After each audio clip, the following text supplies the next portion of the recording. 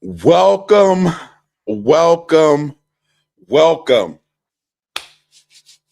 We are back with another Town Hall Hoop stream, and we're doing an instant reaction to Game 7 between the San Antonio Spurs and the Oklahoma City Thunder as we just watched and witnessed the Spurs take down OKC in Game 7. And we will have a Spurs Knicks rematch of the 1999 finals in 2026. Mars, Hello. how are you, man? How you doing? How you feeling? I'm feeling good, man. It was a good game. Um, I'm excited for the finals, man.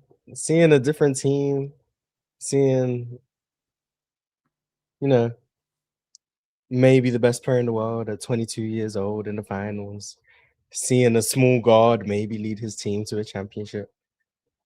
It's gonna be crazy. Like the best player in one team is 6'1", the best player in the other team is 8'2".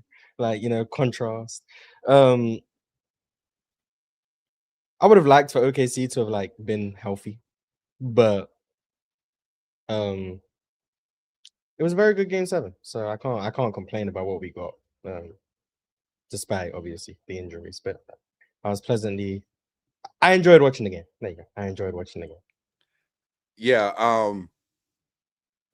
some Indiana fans would say to that injury thing that hey, sometimes the cookie doesn't crumble your way or the ball doesn't bounce your way.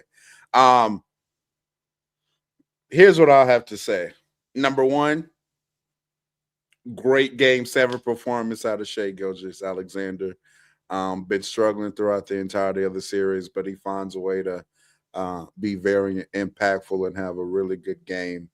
He found a matchup that he clearly liked, and that was Mr. Champagne Penny. Yeah, he was frying him, and the Spurs were allowing him to get to that mismatch quite often. Um, Here's what I'll say about the Spurs, though, before we get into OKC. This was a team effort win, in my opinion. This wasn't one particular player dominating the game. I know that's been a lot of the Spurs victories this particular series is hey, we have to win by Wemby being flat out the best player on the court. And that wasn't the case today. SGA outplayed Wemby today. This was not all about Victor Wembanyama being dominant, but this was, De'Aaron Fox having a night. Shout out to De'Aaron Fox and all you fat haters out there. What you were hating, you were waiting to get some shit off about De'Aaron Fox, right? Fox pulls up, he has a great game. Champagny hits big three after big three after big three. Keldon Johnson comes in, he hits some big threes. One in the corner, one from the top of the key. You have Stephon Castle, and let me park here just very quickly and say, Stephon Castle, I have earned you've earned my respect.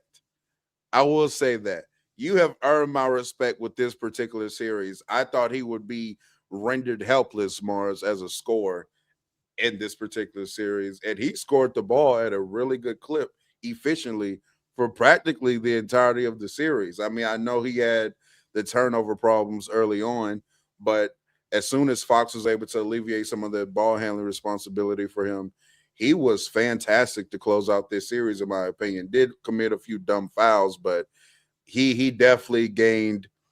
I wouldn't quite say a new fan out of me, but he definitely gave my respect this particular game. Dylan Harper, man, the glimpses that we saw today, Mars, practically the last two games, and I'm not saying from a scoring total output.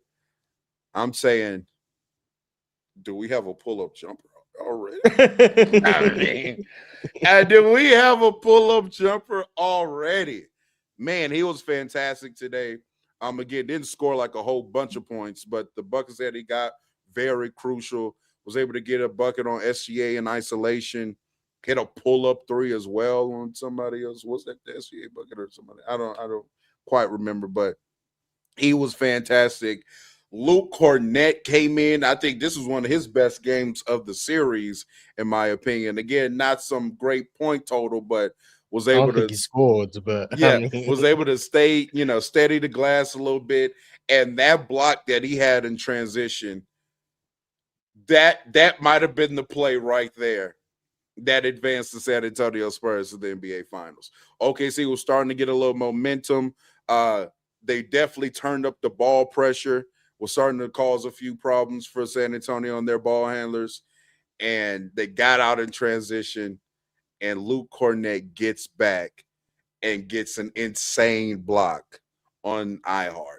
And that might have been the play that really pushed them forward to the NBA Finals. So just in a great team win from San Antonio, just a complete masterclass from top to bottom for them.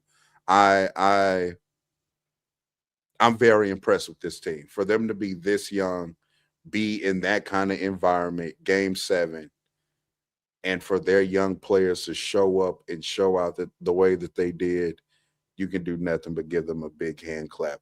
I'll let you go and talk about OKC though. oh, okay. I'll let you talk Um, about OKC. yeah, it's hard if you're OKC. Obviously, we know the injuries, losing your second and third ball handlers is going to be tough. I think they put up a really good fight considering the circumstances. Um, Shout out to Cason Wallace for a hell of a fourth quarter. He did everything he could, whether that be stripping people, whether that be making every shot that comes his way, high off the glass lefty layup. I was like, I don't know who Cason Wallace feeling like, but he ain't trying to go home. So shout out to Cason because he ain't really do much in like offensively Yeah. the first 3 quarters of the game. And that's thing I know, like he just doesn't miss. So shout out to him. Um, but it's just hard to win when your best player doesn't show up. So Alex Caruso, like it's hard to This is win. why I Yeah, wanted you to speak on yeah. OKC, by the way.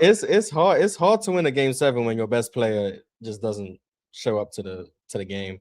As someone who spoke glowingly of Alex Caruso, would have liked to have seen him punch on Wemby. That would have at least given me something Yeah, to yeah, go yeah, home with. yeah, yeah. But yeah, it's just hard. The thing, make or miss shots, like I can live with like the results. Ultimately, like you gotta make shots game 7. Like we need you to Mm-hmm. win the game. But I can like still be like, just one of those nights.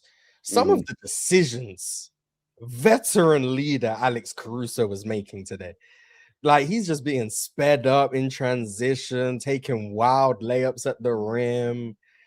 I'm not gonna blame him for like that late 3. I feel like that possession was just broken and someone had to shoot something. I'm not gonna Mm-hmm. blame him for that one, but that's the thing that really like threw me off of Alex Caruso. It's just the decision made. Like he looked like obviously you can tell he's not 21. Like look at him, but Mm-hmm. like that's the type of stuff you would expect a Dylan Harper to look like in a game 7 Mm-hmm. against like a good opponent, sped up, out of control, like and he was just doing too much. Like that's really what he was just doing too much. And on top of that, he couldn't buy a bucket, so double whammy. And then the other like big elephant or giraffe, whatever animal you want to call him, Mm-hmm. Mr. Chet Holmgren, Mr. All Mm-hmm. NBA third team, I think he made. Mm-hmm. I feel like the broadcast was like hating on everything he did, which I feel like was kind of unnecessary. But at the end of the day, like the guy just can't score. Like he just can't. He can't score against like legitimate defense. Like he's an advantageous play finisher.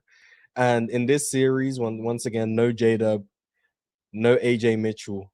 When Jared McCain is their option, so we need buckets, someone help us, and not our all NBA third team player, that's where you run into issues. Chet just can't take on that burden that people A want from him, and B, he's getting paid. Like we understand defensive value helps rim protection. Ooh, yay.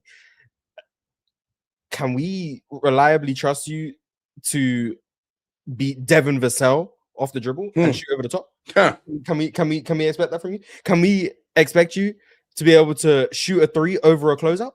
Is that too much? Is that too much to ask? Can we get a deep seal when Okay, De'Aaron now Fox now you're is asking too guarding much. you? Deep seal, Chet Holmgren, deep seal. De'Aaron Fox is Jordan guarding McLaughlin you, could be guarding him. I don't and know. you're That's really not bad. begging for the ball. You're not There's a, posting up begging for the ball. he also missed back-to-back free throws as well. He did do that as well. Yeah, that was in the first half or whatever. So yeah, chat. The trade rumors are going to be prevalent. We'll just say that the trade rumors are going to be prevalent. I will say we can get back to chat. I don't understand OKC's obsession with Ludo. I don't understand. It feels like they want to start every game from a disadvantage because they have to start number 5. It doesn't make sense to me. Why does he still start? Now, I didn't say Caruso sucked as well today, so like it's not like, oh yeah, it would have been so much better. He was still better than Lou Dort. I don't get why. Like, did they? I can't remember every game explicitly. Have they not been blitzed to start every game this series, or like at least like 4 of them? A few of them, yeah. A few of And them. they just never they changed the starting lineup about 18 times. Jared McCain starting, Isaiah Hartenstein's now not starting the second half of game. They would change everything. But number 5 and number 2, the only ones you can't leave the starting lineup, apparently. Number 2 makes sense. Number 5, I don't understand what's going on. But it's cool. Shout out to Ludo. I don't see the vision. But this was a hell of a series. I do think that was a series between the 2 best teams in the league. No disrespect to the Knicks. Not saying they can't beat the Spurs, but I do think these are the 2 just best teams. And I think we saw really high level basketball. And shout out to the Spurs, because everyone outside of, I guess, Devin Vassell maybe had a really good game. Had a good game. Like Keldon Johnson came in some big threes to start the 4th. Luke Cornett, like you said, with the block. Now he might have only played 5 minutes. But as long as they ain't losing those minutes, he's done his job. As long as he doesn't lose those minutes, he's done his job. So shout out to Luke Cornett. Dylan Harper with some big plays down the stretch, like you already alluded to, a big offensive rebound. Yeah. A pull-up midi, I want to say over Caruso. And then Andrew Nemharded Shea, if you remember that Andrew Nemhard possession in the finals last year. He had his own one, a big 3 there. Steph Castle didn't have the greatest game today, but I still think he was good. Champagny made some huge threes. I question Champagny's ability to translate in the playoffs. Solely based on the fact that I never saw him make a clutch free throw the whole season. I was like, yep, this man ain't gonna do nothing in the playoffs. Now he started this series slow, but like the last 3 games, shout out to you, Julian Champagny, some big threes today. De'Aaron was like, I don't know how many points De'Aaron had, but like anytime like the Thunder were going on a run, it seemed like that was when De'Aaron just stepped up, got into the paint, got to a floater, got to a 3, just kind of just dampened any sort of runs that OKC were going on. So that's what you want from your veteran point guard. So shout out to De'Aaron. Is there anyone else on the Spurs who played? Carl Bryant made a layup. I remember that in the first half. He did do that. Carl Bryant made a layup. I feel like that's everyone. I shout out everyone. I'm excited to see what the finals have in store for us, man. I mean, this wasn't my prediction, obviously, Spurs Pistons, but 1 out of 2, not too bad. You're 1 out of 2 as well, right? You had the Knicks. Yeah, sure. Yeah, look at us. Yeah. We know boo. Absolutely. Look, and for those who finna say, but you switched to the Celtics, I don't care. I caught it. I've been on it for majority of the season. I'm taking the credit, God damn it. I'm taking the Knicks credit. Y'all not finna sit here and act like I wasn't gassing the Knicks for 85% of the season. Okay? I was gassing the Knicks. We've been here. Make sure that you like the stream. Subscribe if you're not subscribed. Turn that notification bell on so you know we're live. When we drop another video, we are on the road to 10K, trying to get there as quickly as possible.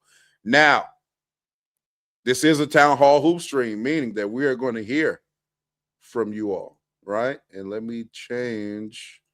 Let's get the right. Just try not to be long-winded with what you're trying to get off. You know what I'm saying? Some people are in different time zones. Facts. By people, he means himself. So we're going to invite some people up. We do want to hear from you all. talk about this great series that we just watched and anything else that you want to talk about. There's a link, ladies and gentlemen. We sending it early. I got the link out in the first 15 minutes. Huh? We're moving. We're moving. We're moving. Before we let some people up too, let me go ahead and do this. Let's get some super chats.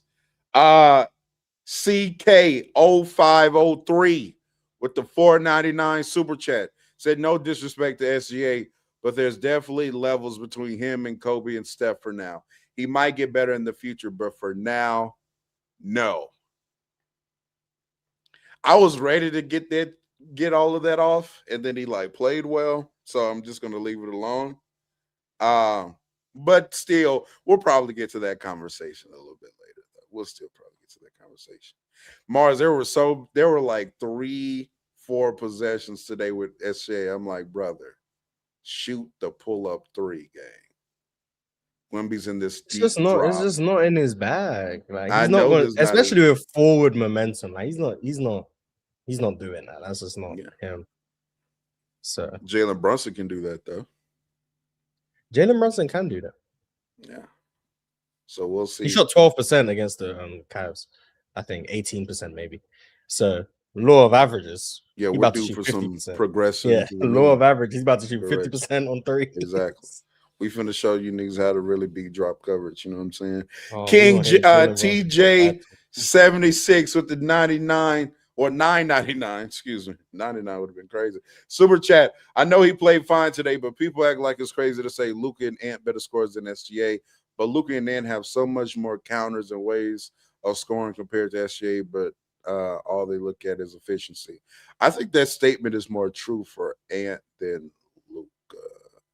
As far as the counters in different ways and versatility. Luka and SGA are both pretty much damn near predominantly on ball scores. And one of them, their step back is a three, and the other one's go-to step back is in the mid-range. Like they're more aligned than the Ant. But I do kind of agree with the Ant one. Not saying that Ant's a better scorer right now, but different ways of getting to it. DZ the Great FN with the 199. Dylan Harper, one of them ones, special player. Me and Mars, we've been here, and we agree. Weedy Jenkins, 3608 with the 499 super chat. Playing Wallace instead of Lou Dirt. That's a great one. Might have won OKC the series. Wemby the best player in the world. Ethical Hoops wins. Spurs save basketball. Knicks win. I do feel like that is the sentiment in the basketball community as a whole. I feel like everybody was a Spurs fan for Game 7. I felt like the Spurs or the basketball community felt like the Spurs were saving basketball if they won tonight, and they did. Right? People are getting tired of the flopping and the flailing and the fouling. Right? Great alliteration there, by the way, from me. And I'm with them. I was tired of seeing OKC win, to be honest with you. I'm good on that. I'm good on them fouling everybody and then acting like victims of somebody fouling back. I'm good on all of the he better than all these all-time great players after a good 3 years. I'm just good on them. So salute to y'all. Y'all had y'all one ring. Let's see how y'all regroup. Because mind you, y'all have a few decisions to make yourself. Y'all do have a lot of assets, but you got people you got to pay. You got some veterans that might be moving on. Okay, see, maybe you two are just a one-ring team.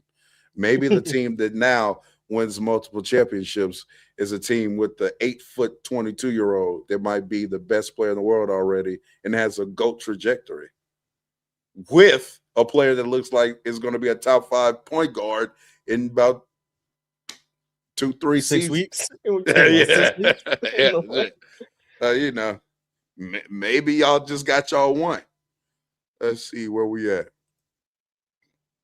The Tribe won $10 super chat. Tier 1, Wemby. Tier 2, Wemby's in a tier by himself. Tier 2, the best player always has to be in a tier by themselves. That's how it goes. It's just how it works. Tier 2, Jokic, Giannis, Embiid next season. Is it if he can't stay healthy? If he's healthy, is basically what you're saying. Embiid in tier 2 is absolutely Shut up. nuts. Shut up. Tier 3, Shea, Luka, Tatum. Tier 4, Ant, KD, AD healthy, Kawhi healthy. Spurs going for Giannis would be nasty. I don't think the Spurs are making that big of a swing, but potentially OKC does. Potentially. Pastor Real Talk FC with the 9.99 super chat. On God, and look better against the Spurs with no knees in SGA this whole series. But hey, apparently the best scorer in the league and clears everyone. He's in a conversation with Tatum. Got slandered for less.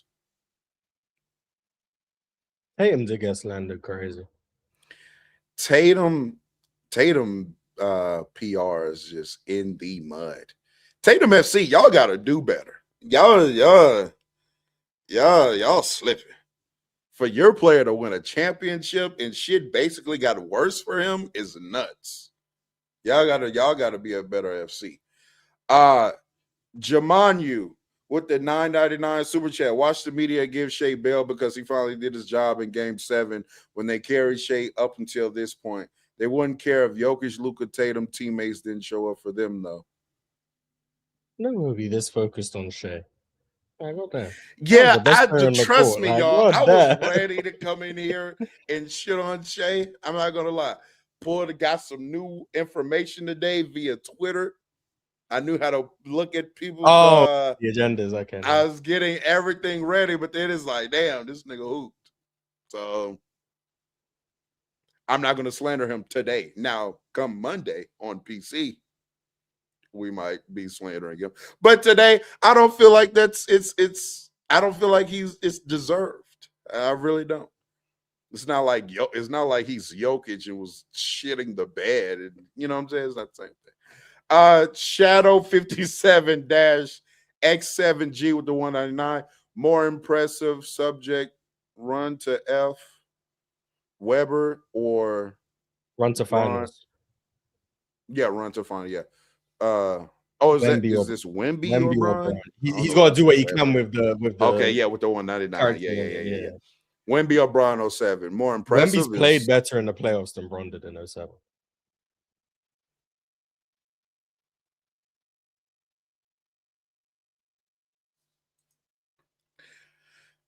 Nash Incognito with the SGD 698. Don't know what that is. Shea was great today, but as a Kobe fan, it was hilarious to see the ridiculous Shea better than Kobe narratives die in real time.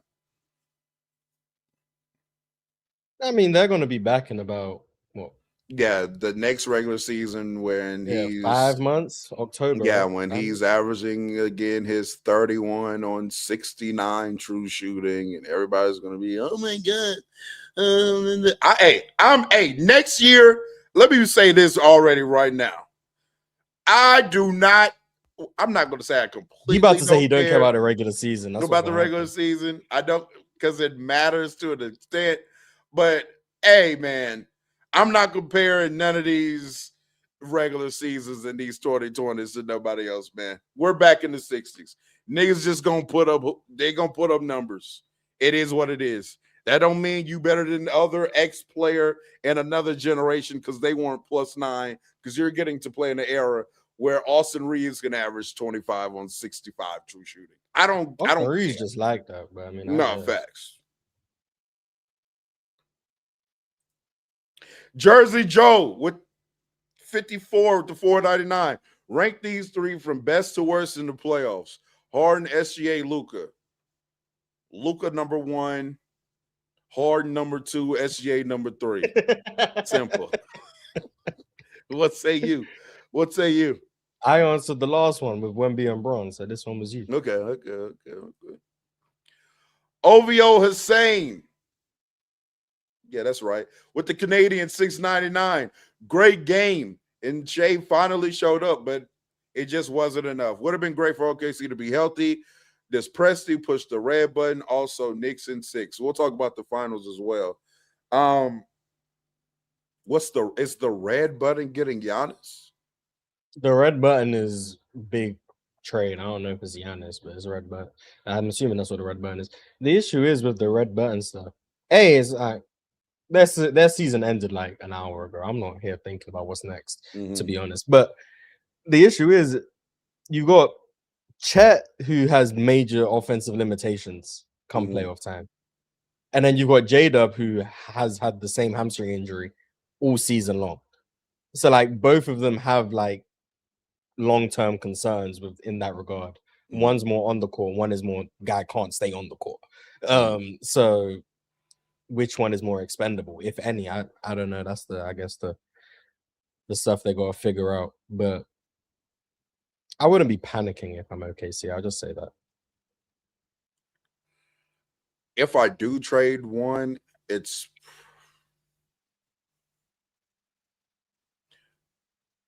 y'all know me. I've been one saying I believe J Dub is their second best player. I don't think it's Chet. I've said that.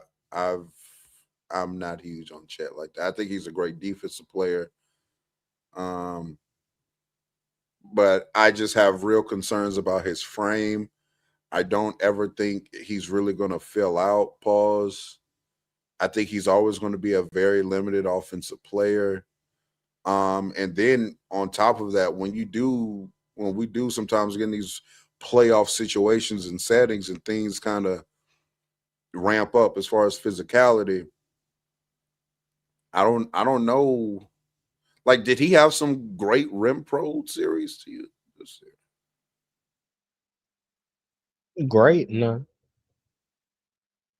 Like, if we can't get into the playoffs and you lose some value as a defensive player when you're already that limited offensively, like at least Rudy Gobert bum ass do be holding good defenses. Like that is something you can't take away from him for the most part. Can he catch a ball? No, but he's always going to be leading to elite playoff defense. And he's big enough to withstand real physicality in a physical setting. I don't know if that's Chet. But at the same time, OKC has so much data telling them that, hey, J Dub is kind of their most expendable player, right? Because Carson has, I've heard him reference the stat multiple times that they're like 1,000,004 without J Dub. So, take that with a grain of salt or whatnot. But they have data that says they're definitely a better team with Chet without J Dub than vice versa. So we'll see. I would probably trade Chet, but if you do trade J Dub, I get it. Nash Incognito with the 298 SGA Bucks. What makes Shea better than Luka in the playoffs? That's a great question. I don't know. Who said he was better than Luka in the playoffs? To be honest with you, I don't know. I think Luca's playoff stuff, he's viewed positively, I think. I don't know. I think he is. I'm just saying what I mean is SGA. Do you think SGA is a better playoff player than Luka? No. No. Which then brings me to we'll get to this when we bring people up. So why is Shea better? Are you back on Luca's better than Shea? Are you back I'm on not that? back on that per se, but it's not about them particular. It's a more granular conversation. Where are we at? Appreciate all the super chats, by the way. My word.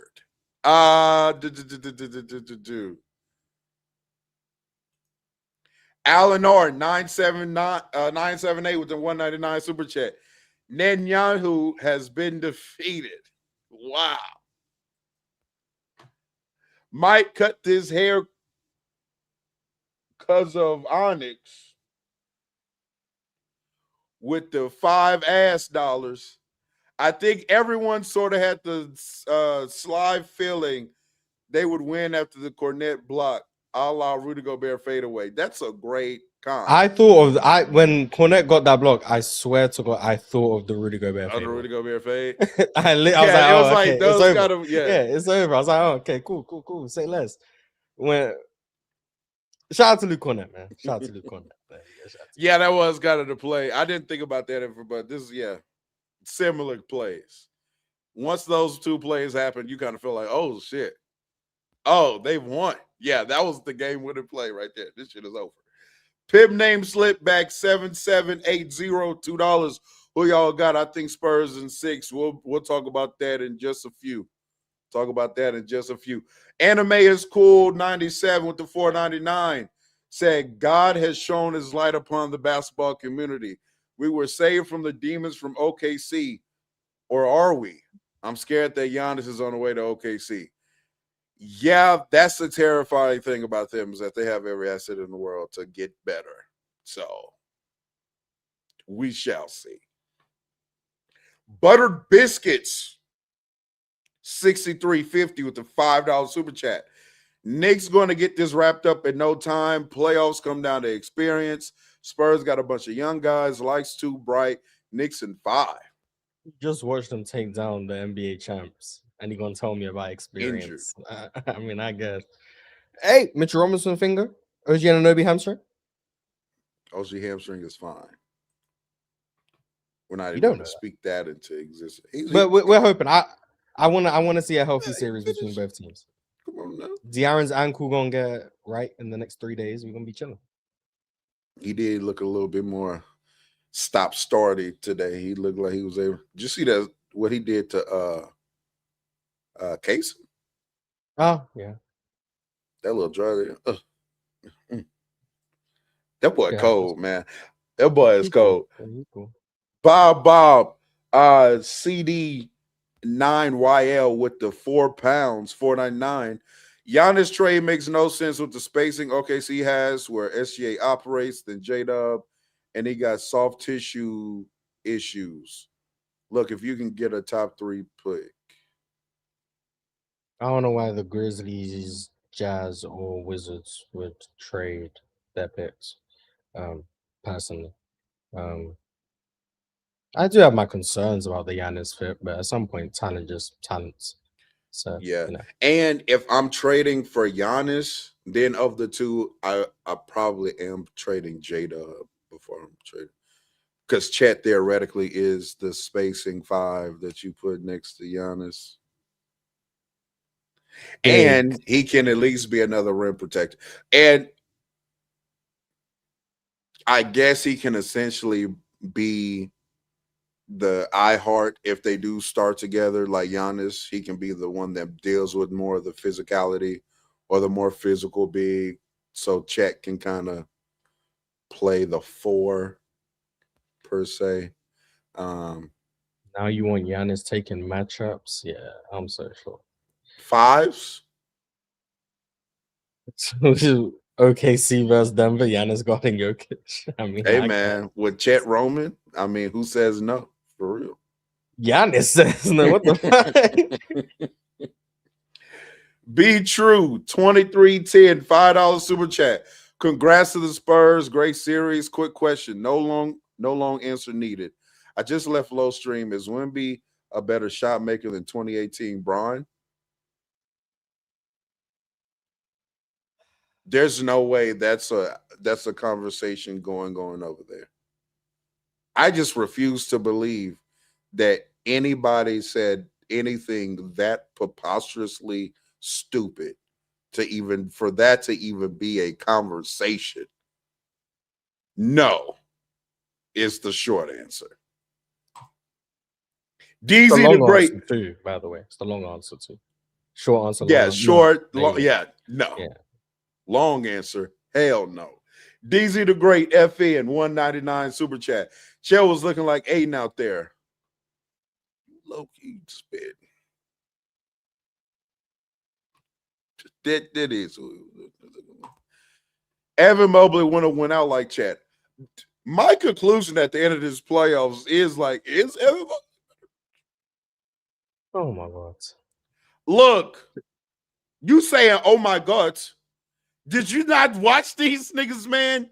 Did you not watch Chet? Yeah. I watched Chet have a really good 8 games in the playoffs and a really bad 7 games. Oh, brother, against That's what I watched. DeAndre Ayton and who's the center for? And Evan Mobley was against who?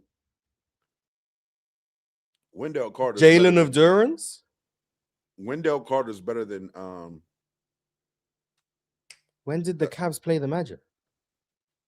Oh shit, they didn't. They played Jakob of Pertles. Yeah, never mind. So Jakob of Pertles and Jalen of Durance is moving you? But God forbid I named... No, well, the Knicks series. He wasn't good. He was cool. He was not good. He was better than this. Cool. Yeah, it's the Knicks. It's a lesser team in terms of the matchup and what you have to go against. Wemby versus, shout out to the Knicks. But it's different. It's different. But yeah, I'm sorry. I don't care that he went up against Jakob Pertl, who was unplayable. And he went against Jalen Duren, who's probably a bigger playoff dropper than Chet. Cool. Or maybe it's because Evan Mobley made him look like that. I mean, he was worse against the Magic than he was against the Cavs. So because Wendell made him look like that. Yeah, so what I'm saying is Evan Mobley did a worse job than Wendell Carter did on Jalen Duren. Wendell has more size in his front court. I'm not saying he doesn't. You can give me the reasons all you want. Jalen Duren did better against Evan Mobley than he did against Wendell Carter. That's not true. Vibe shift _098 with the 499 super chat. Tatum's still the only champion of the 2020s to have 2 finals appearances. Cook. Only champion, so he could leave Jimmy Butler and them out of it. Salute. Yeah. We don't remember losing. You got away with words. Yeah. I mean, I would argue Jaylen Brown has 2 finals appearances. Friday. Drew Holiday, 2 finals appearances. Friday. Drew Holiday. I fried him. What are you talking about? All right. Now we're going to start bringing people up. I'm going to put the link in the chat one more time. We're through all of the super chats as of right now. But if you want to continue sending the super chats, hey, you have my permission. Start bringing some people up. Lake Show Jerry. What's up, fellas? What's up, man? How you doing? I'm good. My Spurs Your Spurs are in the NBA Finals. As your name is Lake Show. Shout out to us. Lakers out the playoffs. We don't know who you're talking about now. We don't know about none of that. The Spurs are low-key a rivalry of ours. Since what? When? Oh, I lied. I forgot my own philosophy. We don't have a rival. Yeah, my fault. No, we don't. We're always waxing. Yeah. What are you talking about? So I want to say, salute to the Spurs. First of all, that wasn't a great game. That was a fun game. I did notice they took the lead in double digits twice in the first half, but the second time they got to double digits, the refs tried to, reel it in. But they got it to a double digits for a third time, and then from there they never looked back. I will say, as somebody that was rooting for the Spurs, I'm not gonna lie, I was on my stream losing it because Chet was stinking up the arena in the fourth quarter specifically. Like Mark said, the telecast kept bringing up his mistakes. That fourth quarter, the beginning of the fourth quarter was really nasty. It was 5 plays literally in a row. It was a play where he was in the right-hand corner, wide open for a 3, did not look at the basket, passed it off to Kaysen. I think he shot it. It was a bad shot. Next play, he gets it in the same corner, tries to cook Wemby and falls. Turnover. The next play, Kaysen drives, gets him an advantage, scoops it to him, and he fumbles it because Wemby was just standing there. Turnover. The next, I don't know if it was the next play, maybe a play or two later, he had an offensive rebound from a really good block. I think by Caruso or Kaysen. He got the rebound. One of the Spurs guards just came and just yanked it out of his hand, went the other way. The last play, I was like, bro, if you don't, I literally screamed, get him off the floor. Jalen Williams caught the ball at the 3-point line and wanted to give it to him in the post-up.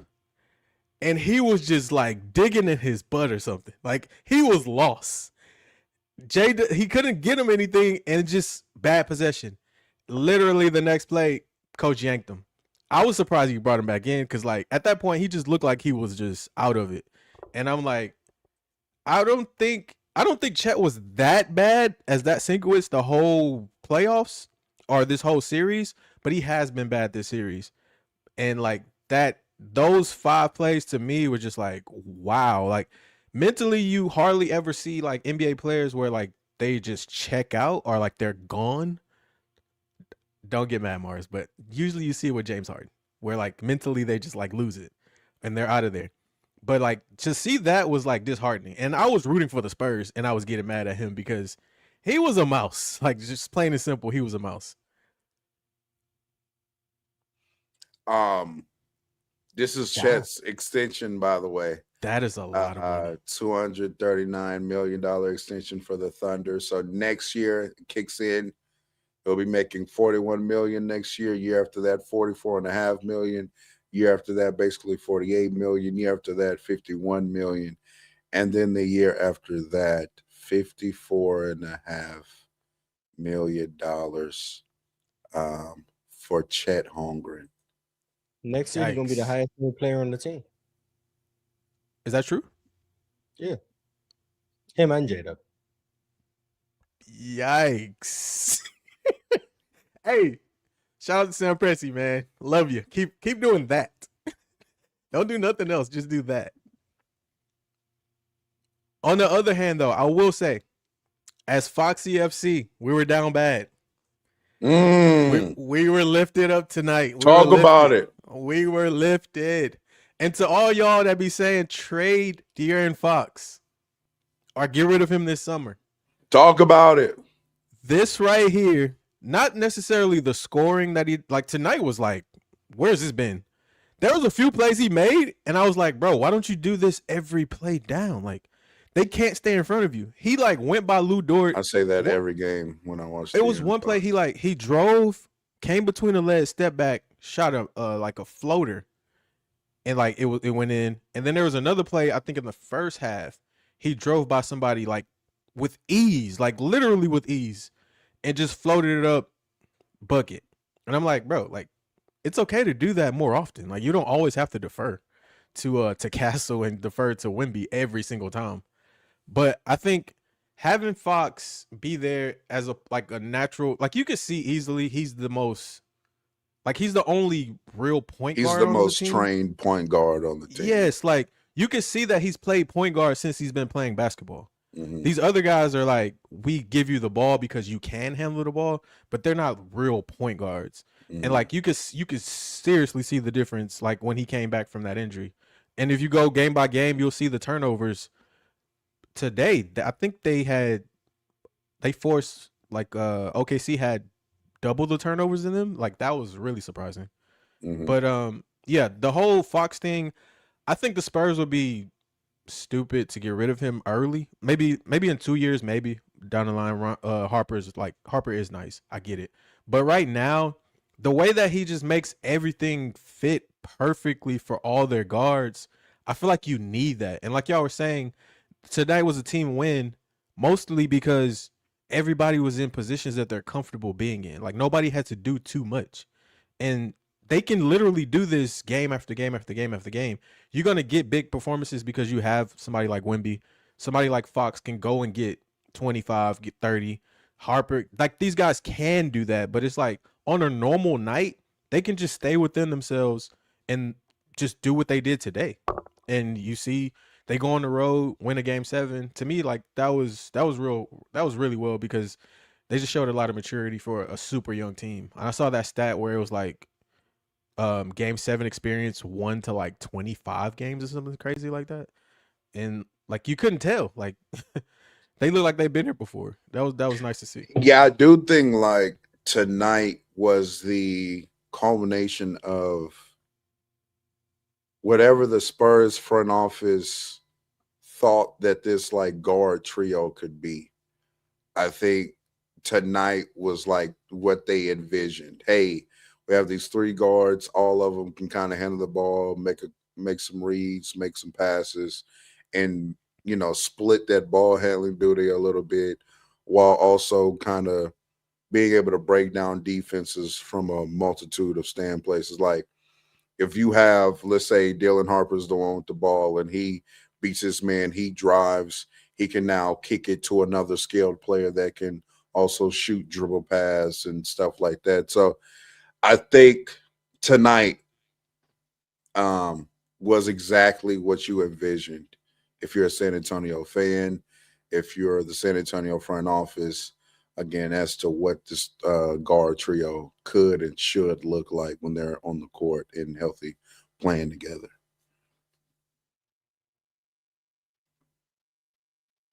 Meh. All righty. Well, we appreciate you, Lake Show Jerry. I am going to move on to some other guests. We have a few in the back room, but we appreciate you. Make sure that you stay tuned in and make sure that y'all tap in with Lake Show Jerry as well, man. Doing good work, and is a good dude. But we'll see you next time, man. All right, peace. Peace. Let's see. We have Abdullah. Yeah, Abdullah. It's a like an Arab name. But is What's it up? Abdullah or Abdullah? Which one? Depends on the region. I say Abdullah. Some people say Abdullah. It's the same name, you know. It's like saying, Okay.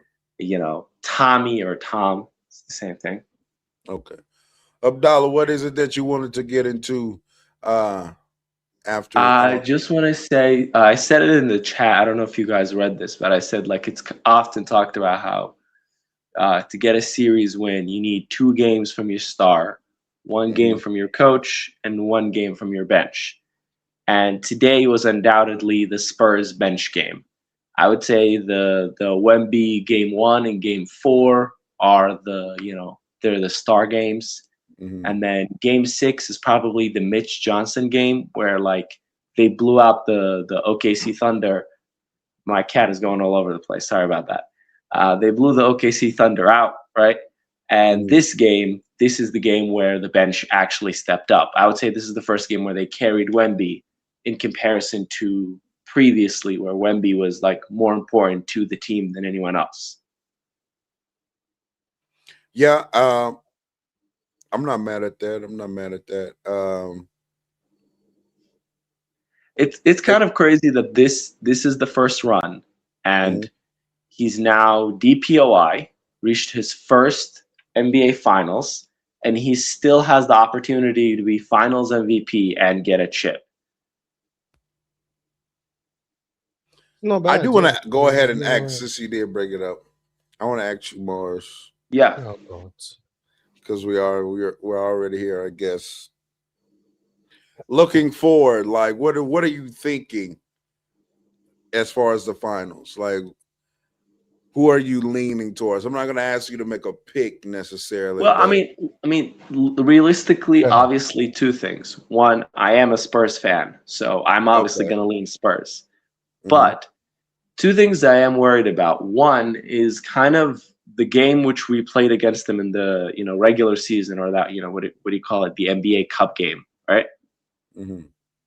It was not the best of games. Usually, when we lose to a team, because they were able to neutralize Wemby in some way. But actually, that game, Wemby played pretty decently, and we still lost. We actually lost the Wemby minutes, as Mars pointed it out on like Player's Choice. So that's going to be kind of weird and interesting. The other interesting thing is they might actually use Cat in the same way. Like they just got the playbook on how to play Wemby, right? They saw Hartenstein boxing Wemby out of the paint, right? And seeing the effect on that. And they might try to use Cat or other people on the team to try to do that, to try to box Wemby out of the paint.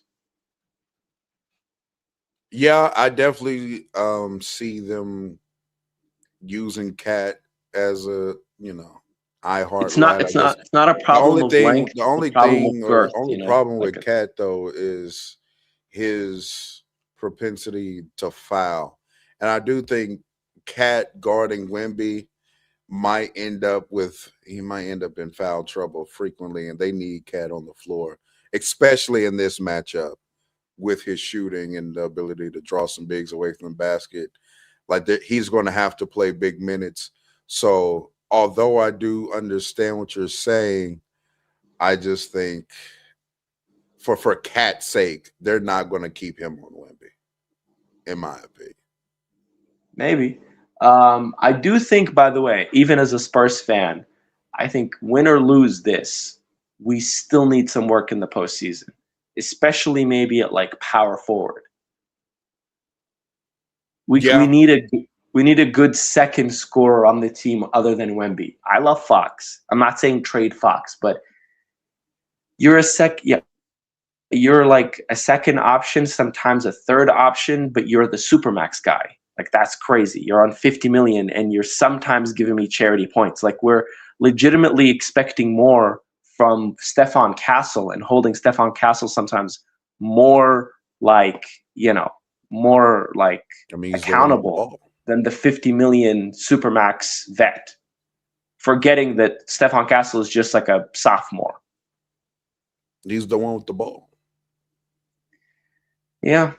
I do want to say to Mars, big condolences on the Arsenal loss, my guy. It's rough out here. I low-key, I was rooting for you guys because I'm a Barcelona fan and I did not want PSG to get back-to-back. But yeah. Yeah, I did see on the timeline. Was there like a big soccer event today or something? Yeah, it was the Champions League biggest final. game in European football. Yeah. So, And it was a legacy game for PSG because they could go back-to-back, and Arsenal got the lead through a lucky break, but instead of pressing on the gas and actually trying to capitalize on the break, they sort of were cowards as usual, and they kind of crumbled near the end and didn't really go away. And then finally in the penalties, they screwed the pooch. So, big yikes. Accurate depiction of the game.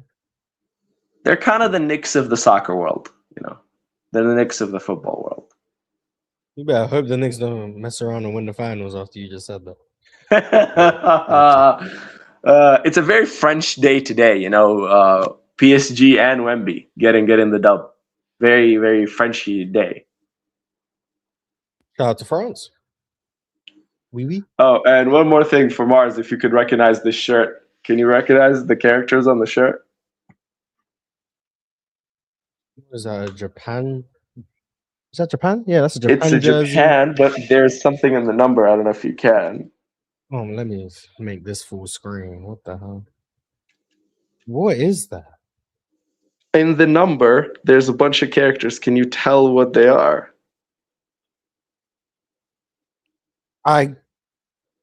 Is that anime?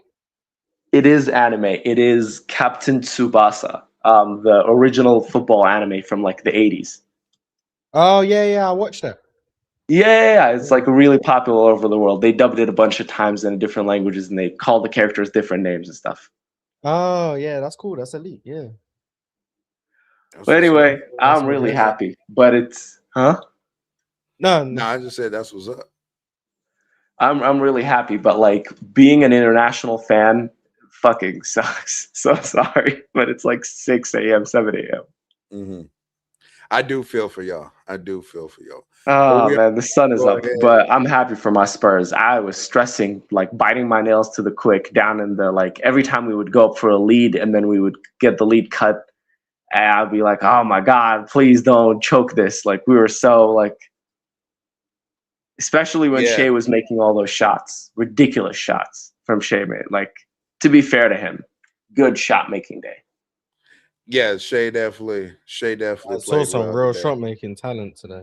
Oh, whatever. Hey, by the way, hey baby, what's up? I actually spoke to Chill on his like TikTok, and he said this. He said that Shea is the worst, like maybe not the worst, but he's definitely worse than Moses Malone. I asked him, how high does Shea rank in the multiple MVPs like category? And he said he ranks below Moses Malone.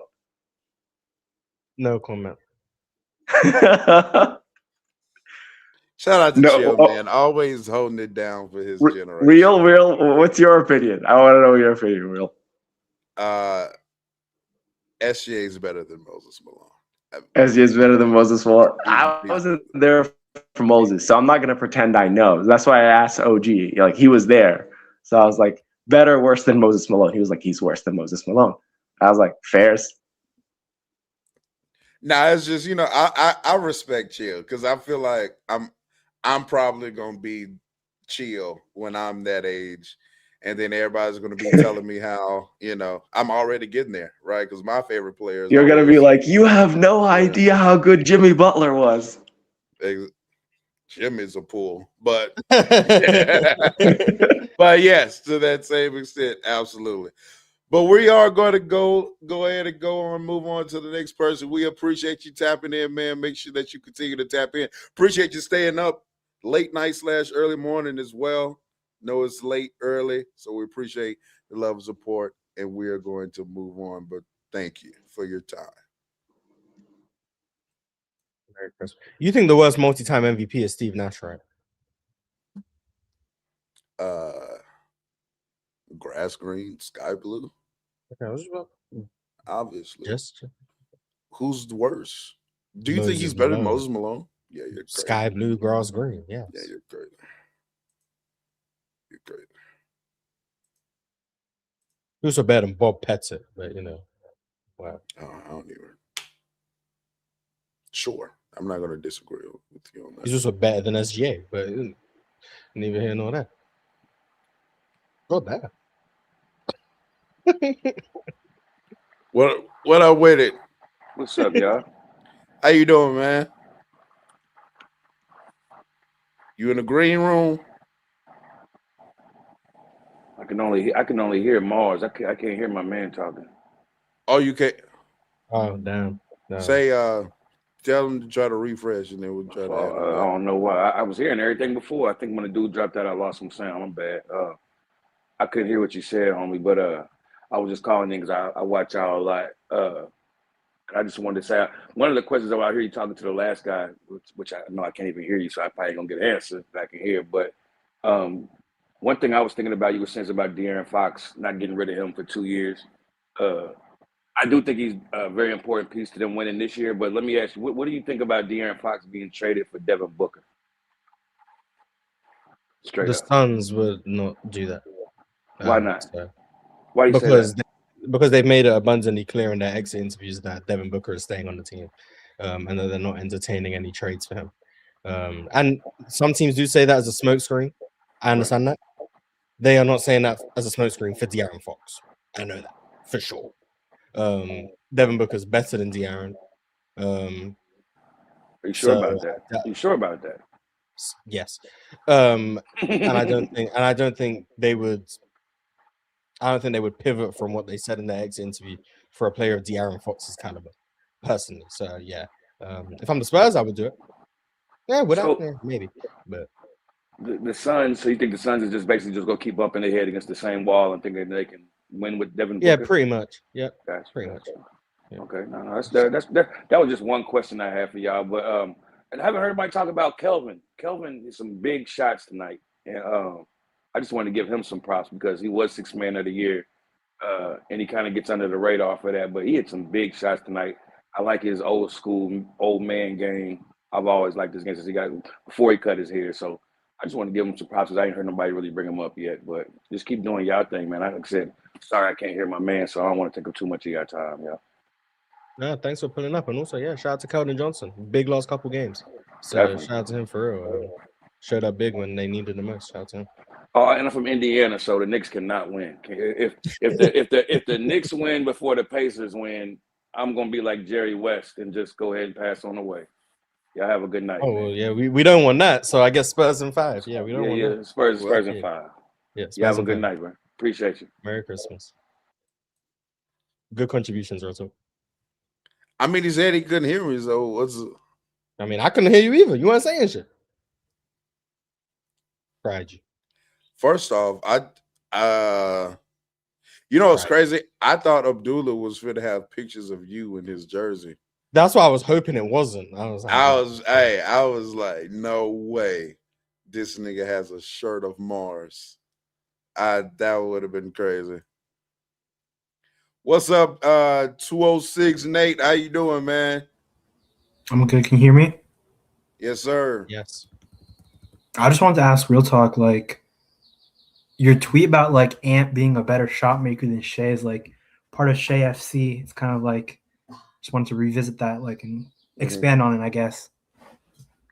Very simple. I think that Shea is more so a nails when he can get to a spot and rise up comfortably type of guy. So like is in the regular season, the reason why I think Shea shoots like 55% from the field, his mid-range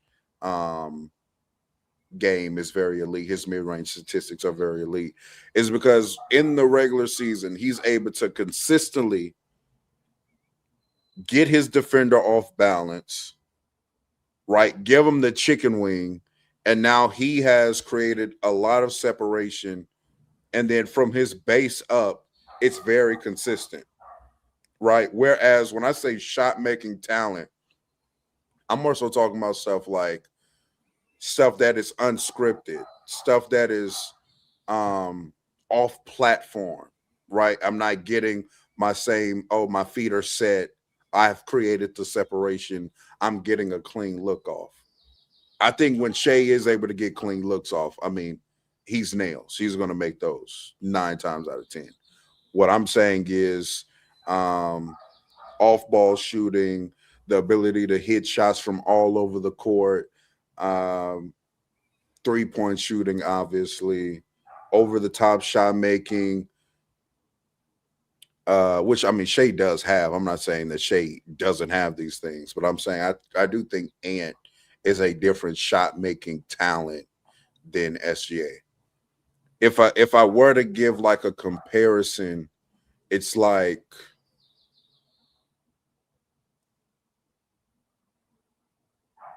I don't know what is a correlation I can make.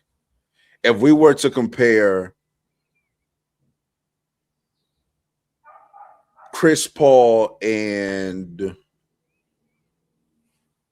let's say Allen Iverson, I'm trying to just think off the top of my head as scores. Chris Paul has stuff to where like, oh, when he gets to that, he's making it. When he gets to a drop coverage, get to an elbow pull up, he's making that shot. But he kind of hunts the shots that he always makes, which is smart. I'm not even saying that's a bad thing, but I'm saying that's to me that's similar to SGA. SGA knows what he's trying to get to, and in regular season settings, he can get to it very often. Whereas I think Allen Iverson or an Anthony Edwards are better off script scorers, better off script jump shooters per se. Like I didn't really go into this possession knowing I want to get to a dribble, push off. I'm going up cleanly 12-footer. Yeah, I can kind of see what you mean now more. Like, that makes more sense. Like, I definitely see like Chris Paul's influence in Shea's game. Like I feel like his issues in the postseason, like he probes like a lot, and like he's so crafty and like methodical to where like I feel like a lot of the looks he gets, like he doesn't have the time. He doesn't have the time to like get into a comfortable shot often with the caliber of defenses he sees in the playoffs. I feel like, and I feel like when you see him like attack Wemby quickly and pull up like immediately, like in the drop coverage, and he hits that, like it's way better than when he's like probing. He has Castle and Jail on his back, and Wemby's like right in front of him. Like I feel like those type of shots are like the type that he falls into in the playoffs that like tank his efficiency compared to the regular season. And then obviously he can't get to the rim as much. But I feel like, especially like when it comes to like Ant, I feel like I don't know. Would you say Ant's a better scorer then, or he has the capacity to be a better scorer? Yeah, I told Mars this not too long ago. I said Ant could be a better scorer than SGA as soon as next season, in my opinion. And I said, I don't think ever, especially like in a regular season setting, I don't think Ant's probably ever going to out volume plus efficiency Shea. I think Shea kind of has that on lock. Shea now he's unlocked his regular season basic is regular season repeatability. Like he's going to be able to repeat this over and over and over again, in my opinion, because he does stuff that in the regular season is going to be harder to stop. To me, you have to be physical with Shea and get into his handle and body him up more to get him off rhythm. Shea's a very rhythmic player. Bink, bink, bink, get to a spot, drill work, chicken wing, pull up. But if he does that cleanly, he's going to make shots. What the Spurs did a really good job of doing, due to their defenders and their defensive personnel like a Stephon Castle, can get up into his dribble and be physical with him. But in my opinion, in the regular season, a lot of what Stephon Castle was doing would be called a foul. He wouldn't be able to play Shea that aggressively and that physical in a regular season setting. So defenders not being able to guard Shea like that in the regular season, I think he's going to be able to repeat this over and over and over and over again. And then we won't see if he's truly added another facet to his game that makes him a better player until the postseason, in my opinion, because he'll be able to do what he's doing for the next 3 to 5 years easily. I don't know if it's like cope, but I feel like being like the only ball handler, like they had Case and Caruso like bringing the ball up sometimes, like that shit's kind of cooked. I feel like a lot of it too was just like fatigue, and like I feel like he just could like work on an off ball game, you know. Like I feel like I don't know, like coming off curls, like getting the ball in the post, but then you have to have like someone to pass it to you in the post. And then he's also like he's like wiry strong, so he's not super physical. He's like 195, like he's not like built like a Luka or like an Ant, but then he also doesn't have like the elite athleticism to go along with that. So he's kind of like he kind of has to be crafty, you know, and he has to like finish like all his rim finishes are like layups for the most part, and it's like yeah. But I just look forward to seeing like what other aspects he adds in the future going forwards. Yeah.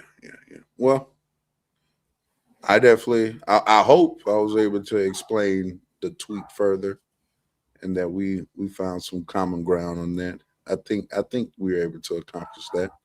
So appreciate you and your time. Appreciate you popping up, and appreciate the support. Did you want to ask Mars anything? Did you want to get anything from Mars? Nah. Nah. All right. We will see you later, man. Appreciate you. All right, peace.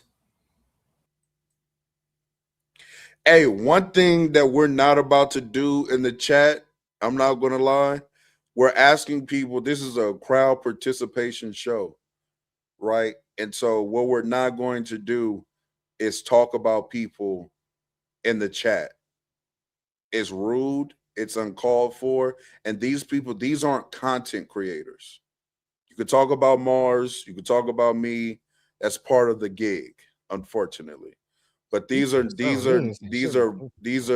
regular people, bro. We're not finna be rude and disrespectful in the chat. And we're trying to do a crowd participation show. So y'all need to get y'all shit together, bro. Remember, I'm a chat member too, so group me in with you guys. Leave me alone. Now, real talk, let everything fly. But me, this ain't what I do either. Crowd participation. All right, who we got now? We got Oh we got yeah, Rio. oh yeah. Y'all can hear me? So yeah. Oh yeah, y'all added the real. It's the real right here. I'm the second real talk. That's a fact. Mhm. We tapping in from Long Island, New York. You heard? My Long bad. Island, New Mm. York. Okay. Yeah. What's funny about that, Mars? Why the laugh? You got Spurs in 6, right? You got Spurs in 6? Man. All right, it's three orders of business. Three orders of business we got. Three orders of business. First order of business. I've been watching y'all since y'all was live. And 75% of the time that I've watched this live, I was either on the shitter or have my feet kicked up in bed. So how does it feel for y'all to know that y'all are talking to people who are either one, in their bed, face down, ass up, kicking their feet, enjoying the show, or on the shitter doing the same thing? Like, how does that feel? Like, That's what keeps me going. Like I always imagine like who's watching this. And I always be like imagining like someone just squeezing out one right now. It's like, oh yeah, they're watching us right now. okay, It gives me the motivation to keep going. And sometimes I root for them. I hope it's going well. yeah, You know what I'm yeah. saying? Because I Hope it's a don't want nice them to little have shit. like constipation or anything like that. Yeah. So hopefully like everything goes swimmingly. Okay. So shout out to all of you who are out there, you know, squatting down right now. Okay. Real talk. No comments on that. Or I think Mars spoke for the both of us right there. okay. Okay. Interesting. All right. Second order of business. I sent through the super chat that was talking about Lou Dirt. That was me. Oh, nice. Oh, great So nickname. yes, sir. Yes, sir. Lou Dirt. That's the man. So I just wanted to talk about. I know sometimes that So a you're team is just Weedy better. Jenkins? Wait, that's what you're Weedy Yes, Jenkins? sir. Weedy Jenkins in the Okay, flesh. In the flesh. Yes, nice. sir. Absolutely. But I just wanted to talk on that. Like me personally, I'm wondering because sometimes a team is just better, and they just win. But I'm wondering, are there routes that the Thunder could have took to win this? And I think that for me personally, the answer is yes. Like I said it before. I think if you play Case and Watt, like the amount of depth on this team, you I heard someone say on the panel or wherever, Lou Dort has to play in the starting lineup because he has no other value otherwise, or something along those lines. I feel like he Hmm. doesn't need to play at all. You could have had Case and Wallace in Lou Dort's spot. They would have had a better. It would have looked better for the Thunder, in my opinion. I think, but I wanted to get your ideas on maybe what the Thunder could have done in terms of adjustments or whatever. Go ahead. Oh, yeah. I don't know. I might just be a Ludor hater at this point. Like I genuinely I don't get why he plays. Like at all. Like for me, he's like the most matchup dependent player on their team. Like if they Mhm, were to make it to the finals, Jalen Brunson, that's a matchup I want to have Ludor on the court for. mhm. But when you're going up against the Spurs, it's like, what do I need you for? I don't really see the point. You think Lou Dort's the Jalen Brunson guy? I think I would use him in the Knicks series. Yes. I don't think I now if he still can't do anything on offense, I still wouldn't play him a whole lot. But I would use him at least at the start of a Knicks series. I have no I don't go into a Spurs series like Lou Dort is gonna add value here. Like it just doesn't No, I'm make asking sense you to that me. because like I don't think Lou Dort. I think I know what you're thinking. Like, oh, his size and some of like the physicality can help. Size, ball pressure, Yeah, but screen nav, yeah. I think Lou Dort can't play Jalen Brunson like that. Was it a foul ban?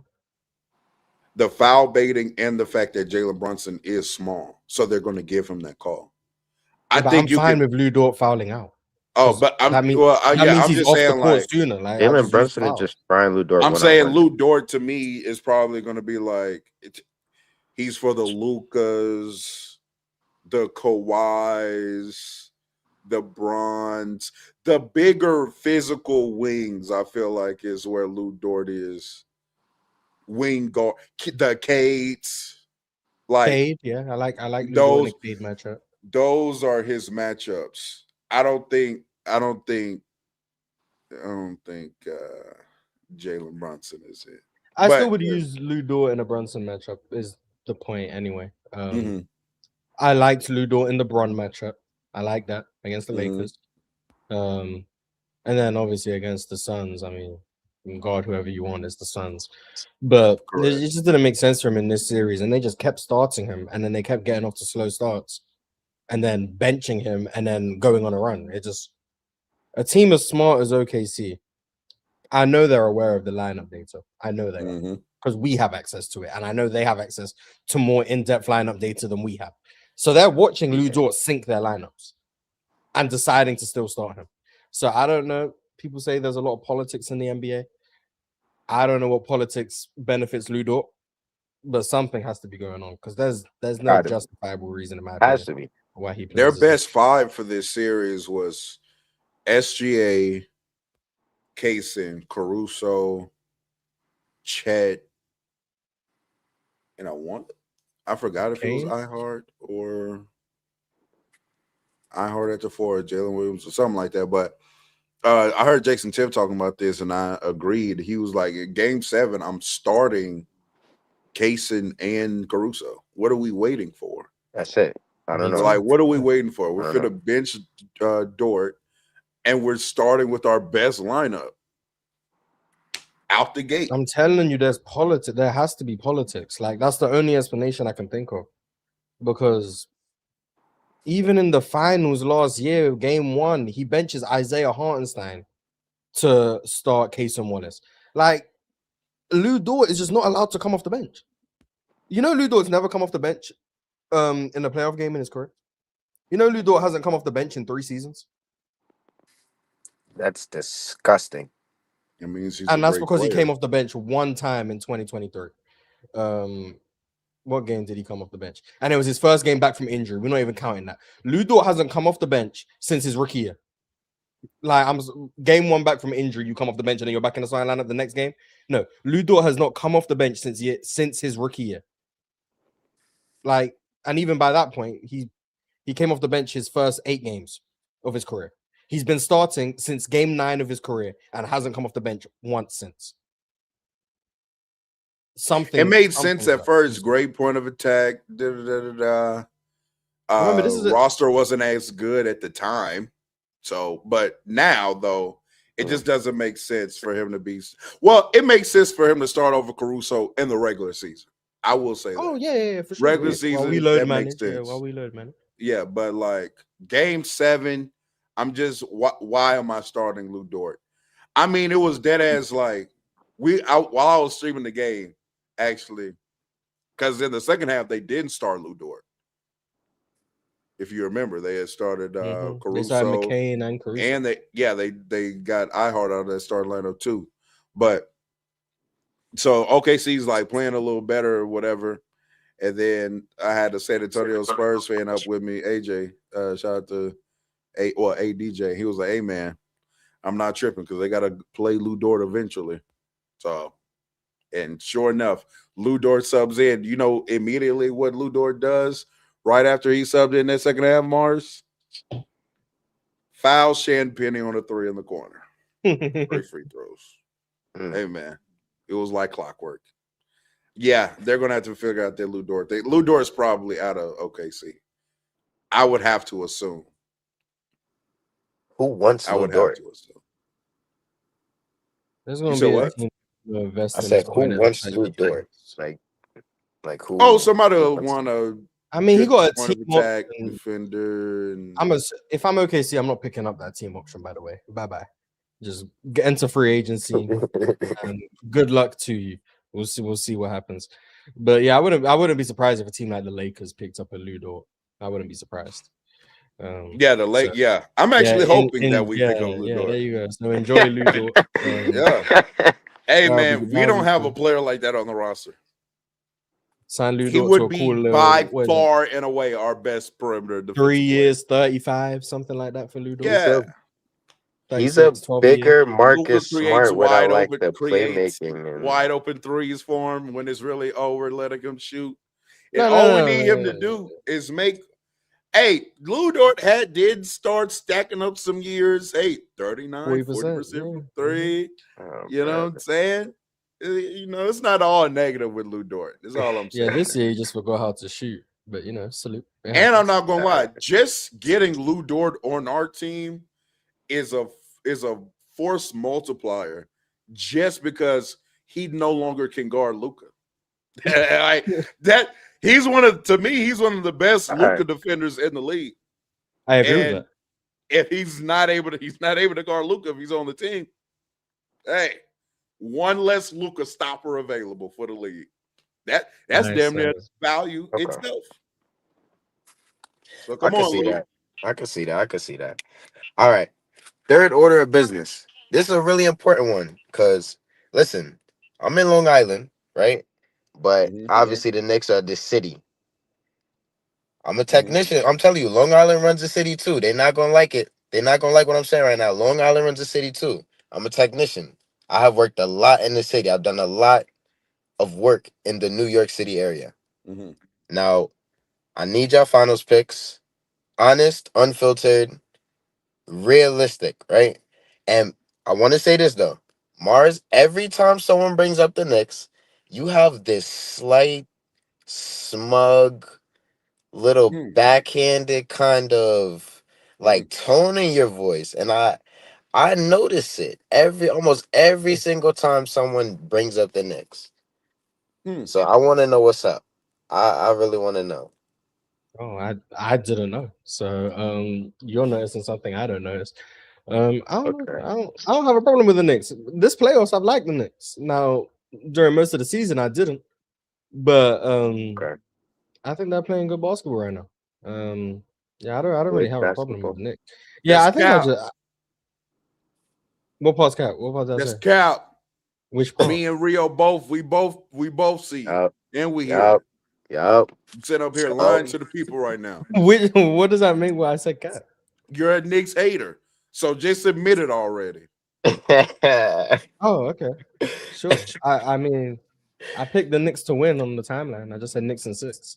So We know the What? gimmick. Oh, brother. I picked the Knicks. I picked Man, the Knicks in 6. please. What you talking about? Nah. My tweet about the Spurs, the Thunder winning Game 7 has got 107 quotes. Is this how it felt when you put out the Luka gonna show Shea level stuff? And then Yes. I haven't read most of the quotes, but I don't read. Yeah, reading quotes is crazy.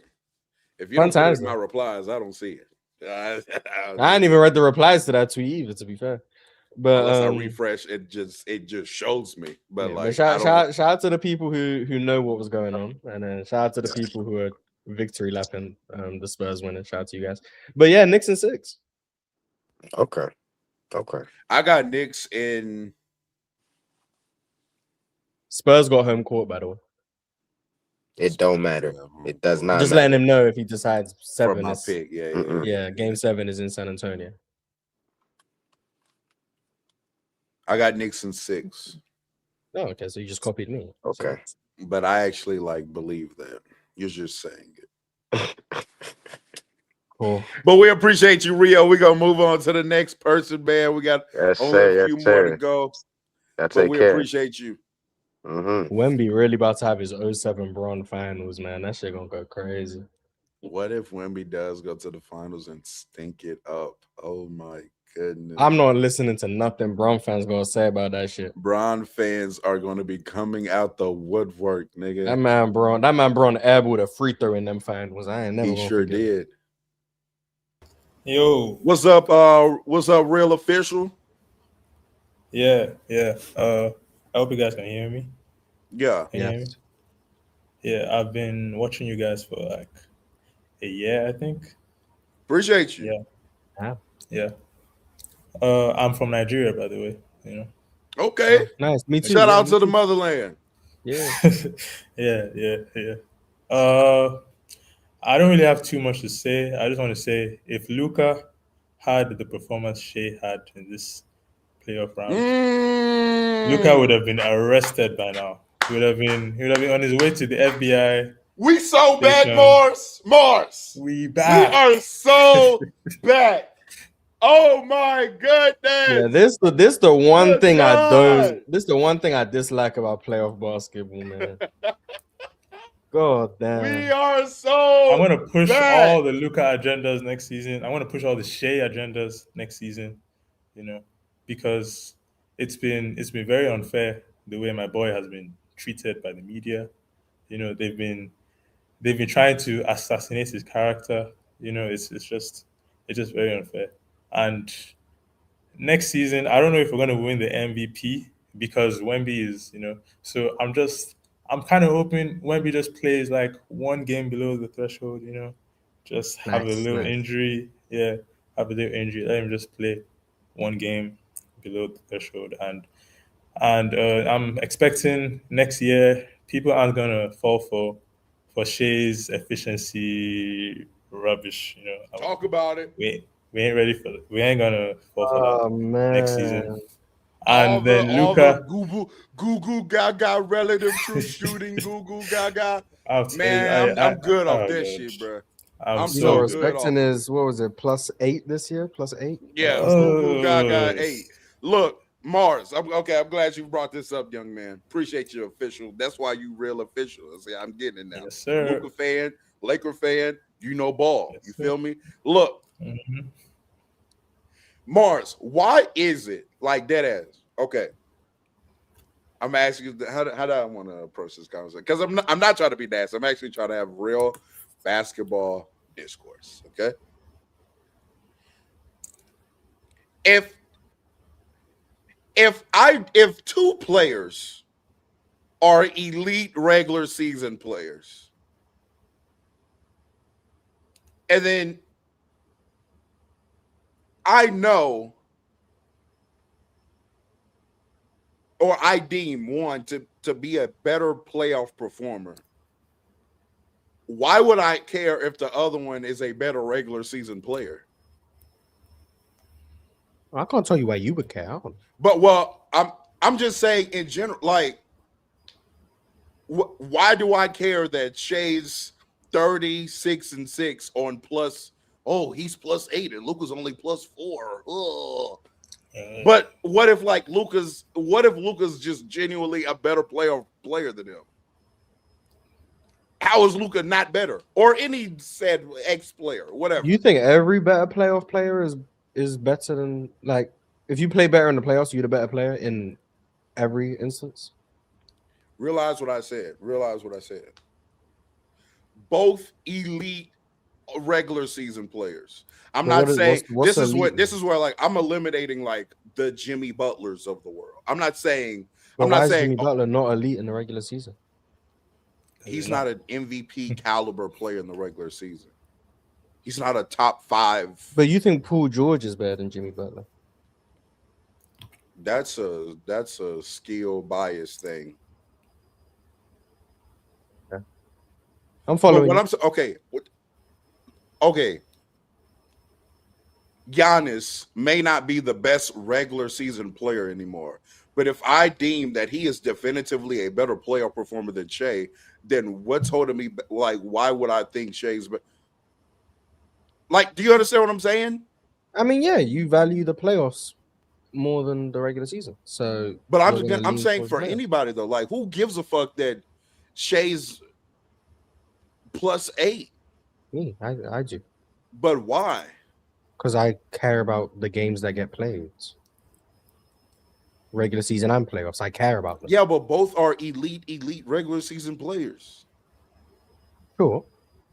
And I think Shea's better. But Luca was better for sure, in 2026. From what we know of That's SGA right now, he is for sure a worse playoff player than Giannis.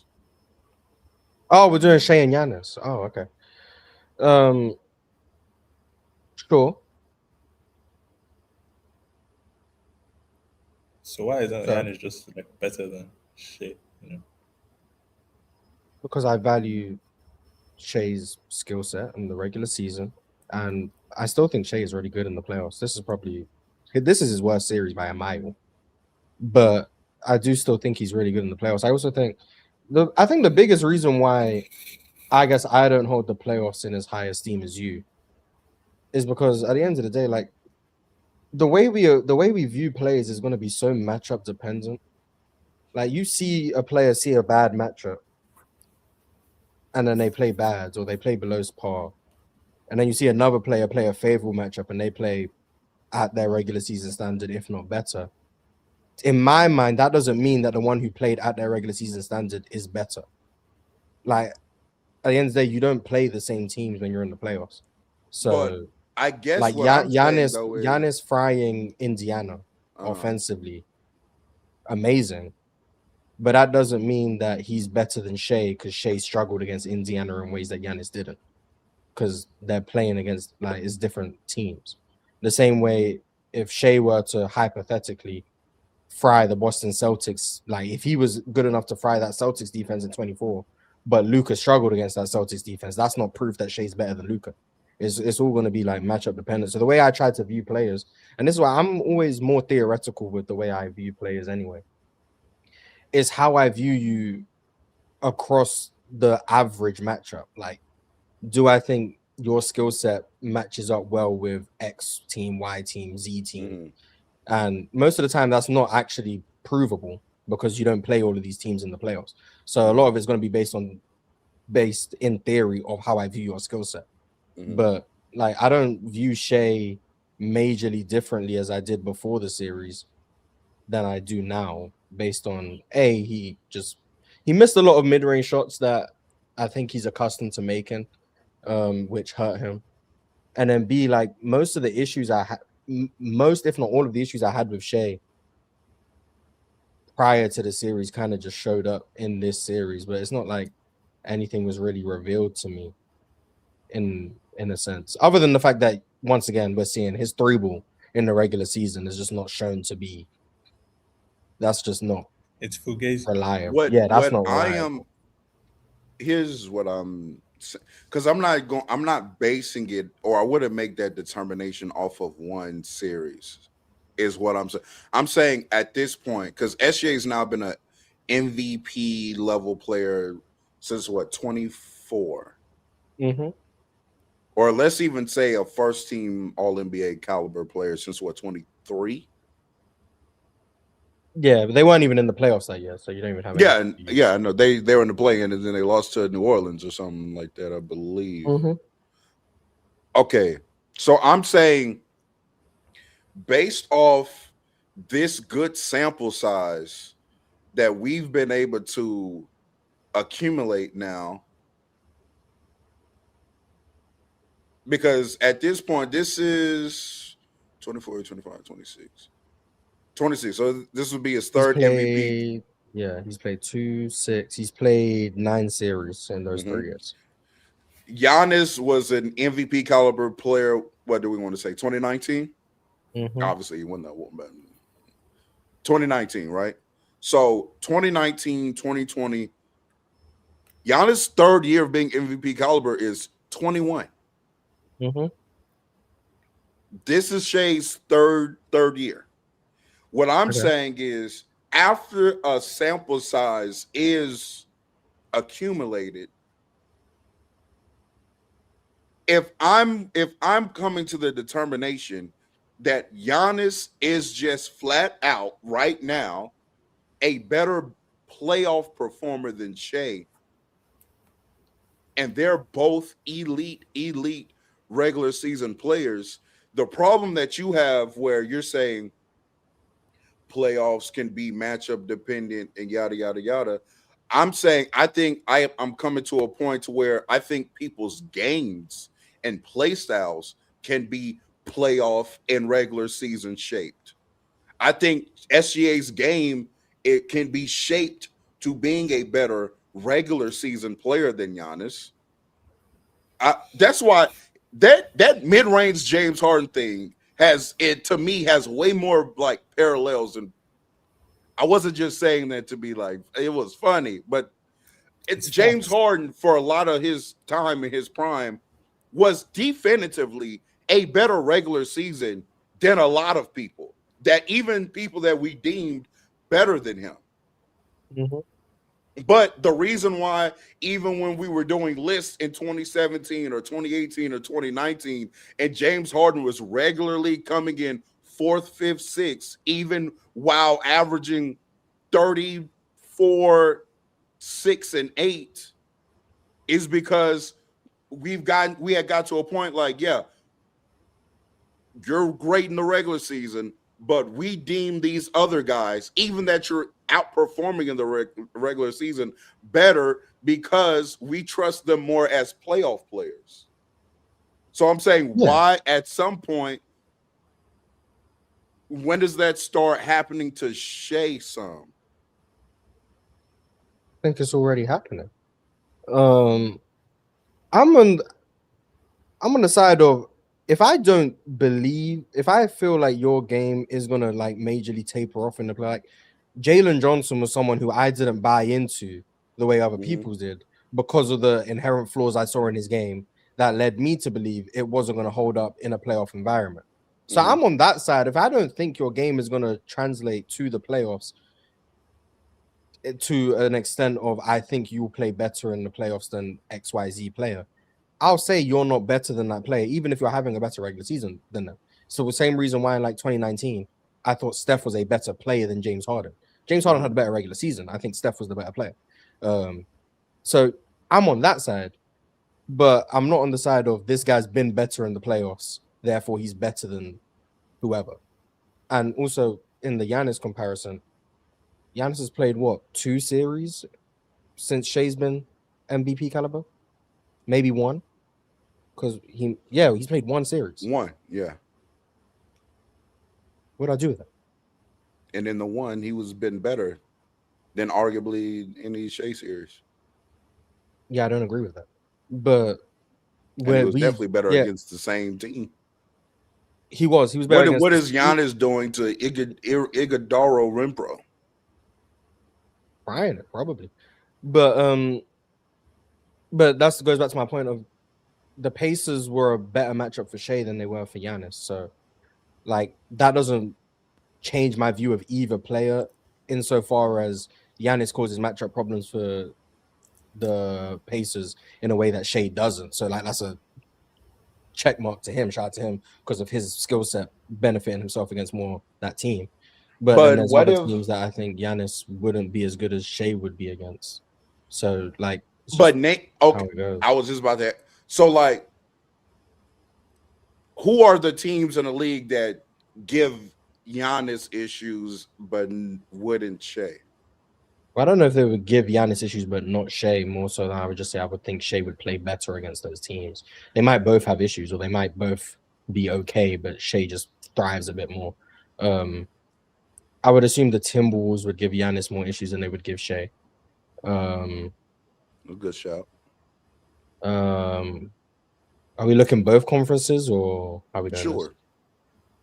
This? I think the Warriors would give Giannis more issues than Shea. I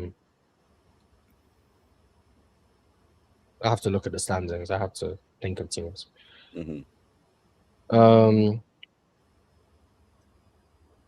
I think the Knicks would give Giannis more issues than Shea. I think the Pistons would give Shea more issues. You know what Giannis be doing to the Knicks? In terms of what, like in their matchups? No, I don't know what he does to them in their matchups. I might be wrong. I'm not saying that. He kills the Knicks. Who does Giannis not kill?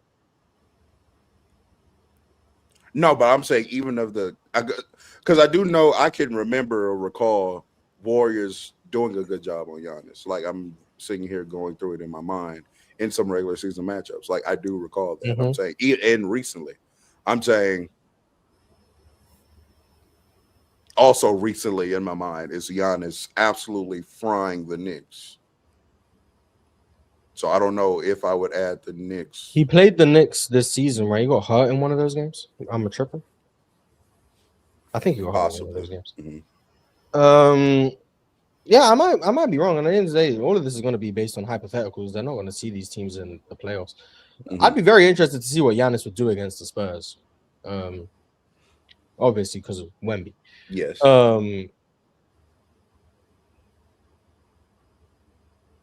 Who else is out there?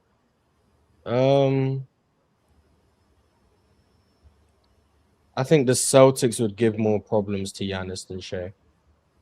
Now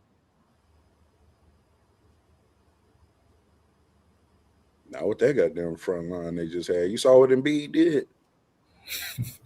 Yeah, I saw what Embiid did.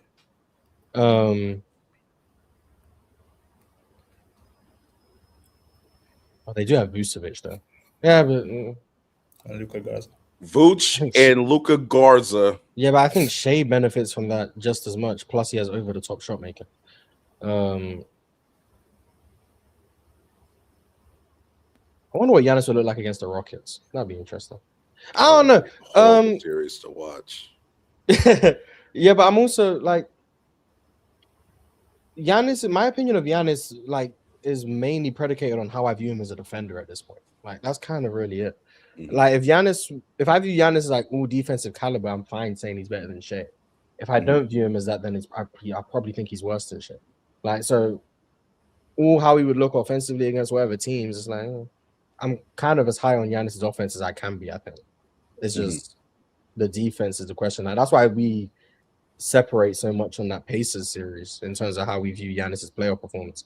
Because I view his defense as, I'm not going to say damaging, but I think he was pretty much providing one-way value in that series. So do I value that more than whatever? I think it's hard for any big in the league to provide real defensive value against that particular team, especially in the playoffs. I agree, but that's where it comes down to. That's why I said the playoffs is all about matchups. Like, now, look how differently we view guys like Cat and Brunson now, because they didn't play against a team like the Pacers in the Eastern Conference to move them around defensively, force them into rotations, force them to defend as many actions as they did. Now all of a sudden, winning players, blah blah blah, all the stuff that's being said. And then today, it's like they might still be quite similar to what they were last year. They just didn't actually play against a team that could exploit their weaknesses in this Eastern Conference. Yeah, but and that's not a knock to them, but that's the playoffs. I was saying that then when people were just like making that argument of, oh, I don't know if you can win with Cat and Brunson, and I'm like, hey, there's so much minute data now. We've accumulated a good amount of minutes. They're pretty fine defensively majority of the time. The Knicks, they have been for the past 2 seasons. They just have. But I do think Cat's been grouped into that more than he should be, in my opinion. Brunson sucks, but Cat gets grouped into that a bit. I think it's a bit too much. My point about that is one of the reasons why I was high on the Knicks this year. I kept saying Indiana's not in the playoffs. Yeah. And I don't really look at the Knicks like, oh my God, they have this massive problem defensively because they can't guard Indiana. It turns out even the best defensive team damn near ever last year had problems guarding Indiana. Like, that's why I keep saying I think we're going to look back. That Indiana offense in 24 and 25 is some of the best playoff offense we've seen in recent time, in my opinion. I don't know what the same works inversely, right? With Shea against the Spurs. I mean, that's an all-time defense. So 20 years from now, we might look back on his series and say, oh, well, he was going up against an all-time defense. Not after Brunson tries it. After the that also will determine a lot. Yeah. If the Knicks also struggle to score against the Spurs defense, then it will be viewed more as, oh, well, what do you expect someone to do against the Spurs defense? Now, if the Brunson and the Knicks churn out a 121 offense against this defense, is going to be a lot of credit in the bank for Brunson, and it's also going to hurt Shea a bit more. But if the Knicks also lose, then that's how it's going to be remembered. It's like, oh, well, what do you expect against this elite defense? I mean, it's hard to score on them. So that's kind of how it gets written retroactively. I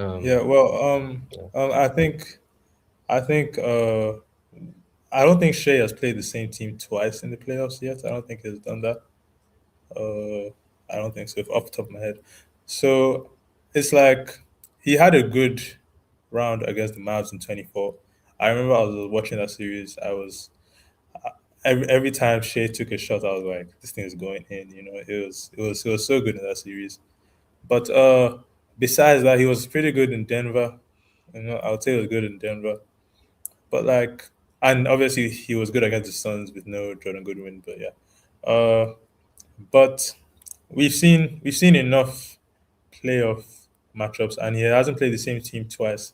And for him to only have, for him to not have as many good performances in those rounds, it's kind of like, is it really a matchup thing or is it just a playoff thing? You know, this shit. I think it's both. Question. I think it's both. Like, the inherent flaws in terms of how he gets to the rim are things I've alluded to countless times at this point. And the 3-ball is another thing that I've alluded to. Those are just, regardless of matchup, if he can't reliably get to a pull-up 3, that's just one area of the court in which he can't access whenever he wants. That hurts him.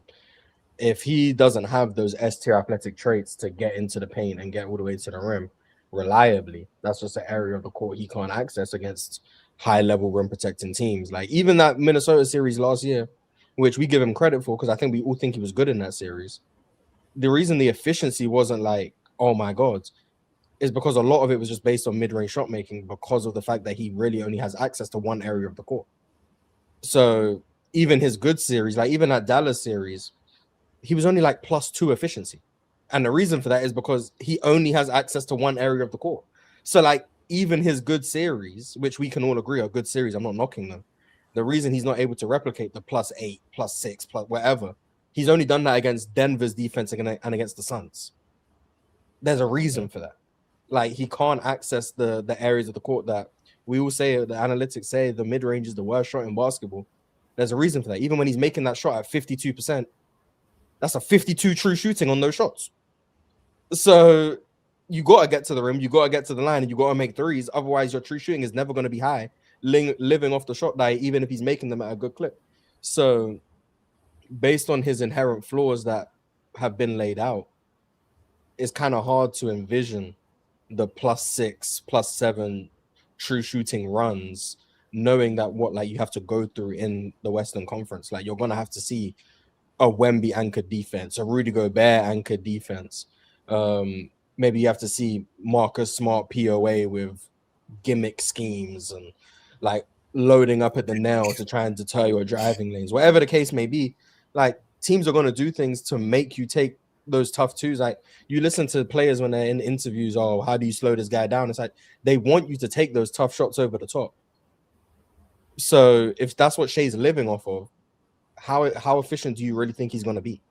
Like now, when he's making them, that does mean, I mean, he's practically unguardable. Then when you're hitting the coverage beater repeatedly, it's like, oh shit. Well, now what do we do? Because he's hitting the shot. That's when you start doubling. Yeah, that's when you just and they started doing that. That's the issue I had. Like, I don't know why teams start the series doubling. Like, and we spoke about this. Show me I got a W, and then the Spurs seem to figure that out later on in the series. Yeah, and it's like, oh, can he actually make these shots? Can he make these over and over and over again? Oh, it turns out not really, not enough to beat us anyway. And then today was like the game where he finally had it going from mid range. Like he made a couple like crazy ones that weren't even like his comfort shots, if that makes sense. Like he was just making like it was real shot making. Like that's what it was. It was. He was there was one like he made like a spin back midi over maybe it was Vassell. I don't know who he made it over. That was tough. He made like a jab face up midi over someone against Castle. I remember like that, like these I was are like, oh, like, Shai not even Shai out here. Yeah, like he's not even putting the ball on the ground. So like if you do it, if you making those shots, it's like at the end of the day, if you beat me doing that, I gotta tip my cap. Like we're not about to sell out on that and now you're getting to the rim or you're getting to the line. The biggest issue the Spurs had was that they fouled him on a couple of those like step back up fakes. Like you gotta just stay down on those. But at the end of the day, every team scouting report on Shai and whoever is gonna be make him beat you over the top, don't send him to the line. Like that's what it's gonna be. So even his good series is literally just because he's making the shots over the top. Like that's the difference between a good series from Shai and a bad series. And I think that's his weakness, is the fact that he can't access the areas of the court that defenses don't want you to access. In fact, he just lives in the area that they want you to be at. And sometimes he makes them and sometimes he doesn't, which is my biggest gripe with him, I guess. But still really good. It's still very good. Like, I guess I have one more question. And this is for both of you. What do you think Luka can do to be better than Shai? In your eyes, keep doing what he's doing in the regular season as far as from a statistical output. But one thing I would just like as far as Luka in his game, cut down some of the threes. I just 11, 12, 13 threes a game is just he doesn't have to shoot that. He just doesn't. Especially in these months where you're shooting 28%, probably shouldn't be shooting 12 of them, right? So cut down some of the threes. cut down some of the grifting as well and go up to make baskets because you're really good when you do that. Um, also would like to see Luca play out of the post more. No. Just as not even just the post, just different scoring areas more regularly. I think that's something him and Shay need to probably do this off season. No, like and I've said this over and over again. I don't care who you are, man. If your attack is always right in front of the defense, you're gonna have a tough time having 4 fantastic series. You just really are. You have to have some diversity in your scoring approach. So him and Shay, in my opinion, whether it's being a little bit more off ball, or for Shay, I don't know for Luca because he's not athletic whatsoever, but like Shay may be looking to get out and transition a little bit more come postseason time, or adding a pull-up 3 out of pick and roll, because both of them don't really too much have that. Luca, do you know what Luca's pull-up 3 is in drop Mars? Is when he does the pick to snake back around. Yeah, I'm and then like, he nigga, stepped back left. you Just really step back just left. can't shoot a off your right hand pull-up 3? That's exactly, like, shot versatility is so important, and people ignore. That was my biggest thing. So yeah, you're like cut down the threes. I want to see Luca be able to shoot threes against drop coverage, because teams started figuring out towards like the middle of the season. It's like, oh, we don't need to switch. Let's just play drop, and we're gonna get a late contest on the 3 because he has to step back left. He just has to. So like, if he's able to like, and he doesn't really shoot like those pull-ups going like with forward momentum unless he's on a heater. Like that's the only time he'll shoot him. It's like, so if he's able to shoot that more comfortably and have like that as a real drop beater, I think that helps him. My biggest issue with Luka is it's just his like, I'm not a big fan of the way he processes the game. I just think he needs to be more deliberate.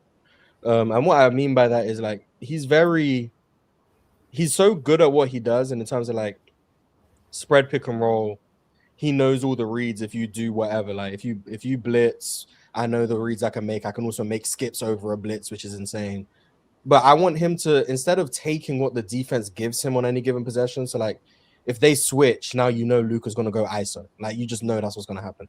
So where defense kind of dictate what he does based on the coverage they show, I want him to be more deliberate in terms of his approach on like, on any given possession. Okay, this possession, I want to do this, and the defense isn't going to dictate me from not doing that. If I want to get downhill on this possession, drop coverage isn't going to be the thing that stops me, and now I have to shoot my step back left. Or being more deliberate about getting his teammates involved and in rhythm early. Like he starts games very aggressive scoring the ball, and then he kind of tapers off towards the end, and then like if Austin Reeves makes 2 in a row, let's get him the ball for the 3rd time. If Bron's out there, like he'll throw the outlet to Bron in transition. That's great. But now if Bron got a mismatch in the post, let's get the ball to Bron, and now you play out of that. Like, just be more deliberate in terms of getting your teammates involved, and not only getting them involved because that's what the coverage dictates, and then be more deliberate in just your approach possession to possession. So my biggest issue is Luka are more process based. My biggest issue with Shea is more skill set based, in terms of he just lacks certain things to counter defenses. Luka has most of the skills to counter things. I just want him to dial in his process, refine it a bit more, and then add the pull-up 3 against drop. That would be, and play off ball a little bit more. Shooting off his right hand, period. Just he needs to be able to do that. You can't be at a point where if you're going right, we know you're driving. We know you're driving. And like left you become kind of predictable at that point. Yeah. Okay. We appreciate you, official. I think we had some good talk while you were up here. So appreciate you. Yeah, I didn't expect to talk that much hoop at 6 a.m. But we'll see you next time, man. Yeah, no problem. All righty. This is actually our last guest. Kareem, I don't know why you left. I don't know why you left. It's too late now. It's too late. Pibble. No, Cam. We could have just got off. We could have got rid of him, and then we could have been done in 12. Yo, what's good? What's up? I'm glad that you guys left off on the Luca Shea talk, because let's be real talk. Luca is better than SGA. Roll the ball out on the court. We all know who's better. Raise it up. Yes, sir. Yes, sir. All right. No, but I mean, look, I'm an SGA. No, but this is something I also have to address with you, real talk, because I've always been on team hate on SGA, hate on OKC, hate on the foul baiting. But you actually got me respecting SGA because you, sir, indeed made an SGA true shooting video, glazing the true shooting of SGA. And that gave me some respect for him. But overall, um, Luka Doncic, if he was on this OKC team, he would be balling out, and they would probably be in the finals right now if Luka was on this OKC team. But yeah, most definitely. I actually agree with that. Actually, I think I think they would have beat San Antonio if Luka was in the series. 100%. Well, considering Luca played 0 playoff minutes because he was hurt, I doubt it. I'll just say that. I doubt it. If I just might say though, Obviously, all that we're talking about with Luka, with what he needs on the Lakers, is exactly what they have on OKC. He needs defense and athleticism, and he needs some big men that actually know what they do. Shea Deadass does have the perfect Luka team, ironically enough. But I also do think how you construct the team around those two players are very similar anyway. I was gonna say exactly that. I think in today's day and age, if you actually look at OKC, the Spurs, and the Knicks, the way that their rosters are kind of constructed, you have like the guy who's gonna give you your 30, and then everybody else running gun, got really good hands, forcing turnovers, because that's where a large chunk of your points are going to be coming from in a high level NBA game if you got guys doing what they're supposed to do. So like all these teams right now kind of have a similar construction in that respect. And then they also have their unicorn big men. That's kind of like the model that we're seeing in modern NBA right now. Yeah, I mean, I've been saying it now for some time. The way of the land is size, length, athleticism, shooting. Most That's definitely. why I was so high on the Timberwolves. That's why I don't get how people remain so low on the Wolves all the time. They employ a guy who wears number 30 for him, and he's sucks. But I'm saying, even with him, all of those advantages that they have, all of that starts to build up on each other, man. And then them getting Io as well at the trade deadline really said, I was like, oh yeah, these niggas is good. I would have liked to see If they were healthy, team, that Spurs series would have been more interesting. I'm just letting folks know. I If would have Jonte liked could to have see a played, healthy if Ant Wolves could have been Spurs, healthy, that would have been a very interesting series. Yeah. Yo, last thing before I get out of here. I see what you are both doing. I see you're appealing to the Knicks fan base. I respect it. I'm a New Yorker. I appreciate it. I'm a Knicks fan. I'm of course hoping that we win this finals, but my official prediction is going to be Spurs in 6. They're going to take it at the Garden. Wemby is just way too impactful by doing nothing. There were like 3 possessions at the end of this game where SJ was driving to the cup. Whoever was driving to the cup, Wemby had. I'm not listening to no Nick fan glaze Oh, and pick against his own team. So you're gonna have to man, come once back the another Knicks day figure out and try that again. we just gotta take the one guy that Wemby can roam off the court, that paint shit gonna be cute. That's all I'm gonna say. That paint coming shit, up here glazing the other that team, paint and shit your cute. team is in the finals. Yeah. What are you talking about, brother? Be better. As soon as they figure out that, hey, Wemby's roaming off Josh Hart, let's put our shooters in there. Let's see how Wemby roams now. Oh wow, he can't.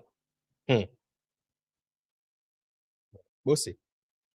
Or Josh Hart, make 50% of your open threes. I still wouldn't. Why can't we get a PJ Washington series? Huh?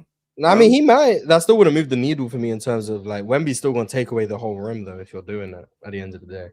Like so, but if you get a shooter in there who like Wemby has to start roaming off of, or he has to guard a cat.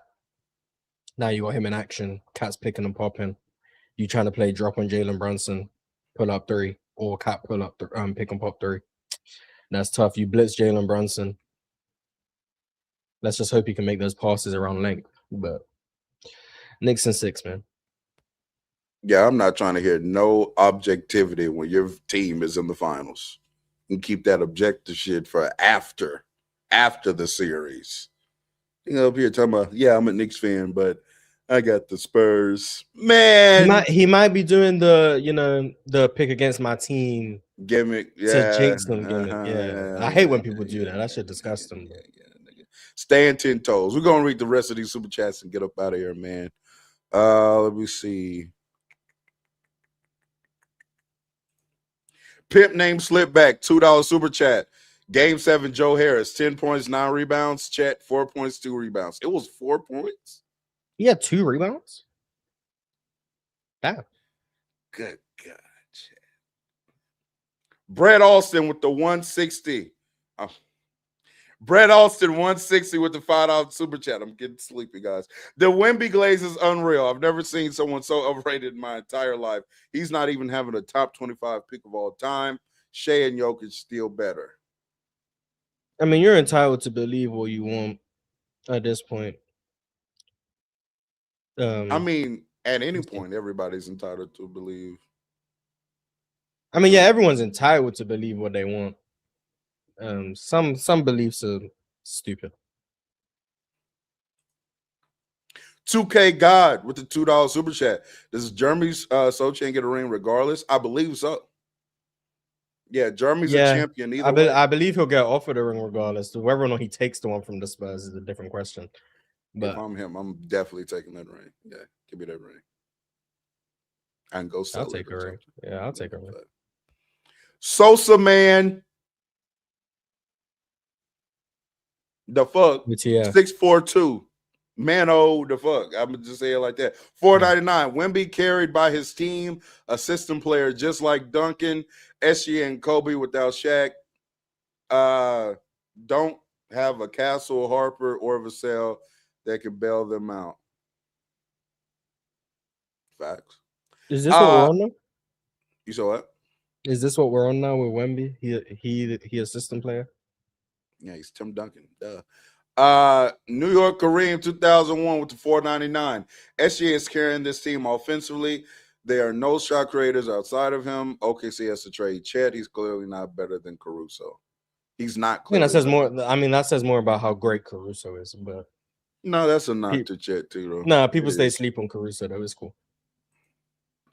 John Bucker with the $10 Canadian dollars. Hey Mars, what do you think are some flaws with SGA's offensive approach? In my opinion, in games like this, off ball /point post game would help him mightily. What do you think? I think that would help. Just he needs to be a better interior passer. I've been saying that for a while. I think it's a lot more subtle things. I mean, I think those things would help. Push the ball more in transition. I think that helps. Like I said, better interior passing. Gotta be more comfortable making pocket passes. But the pull-up three, I think, is the next step for him. If I'm SGA, if I'm OKC, this next regular season, you gotta risk losing some games. Like Shea's you gotta give him trenches hoops. Like you gotta put him in a situation where he gotta figure shit out.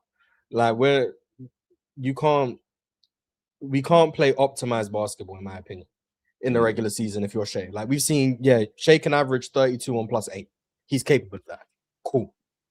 I'm fine with next season being a 31 on +4. But you're shooting those pull-up threes when we need you to. You're operating in confined spaces. You're posting up more. Like diversify your game at the cost of regular season efficiency, but ultimately I think it will benefit you more in the playoffs. So that's what I think is what OKC's got to do next season. I agree. 6C 8195 with the 999 super chat.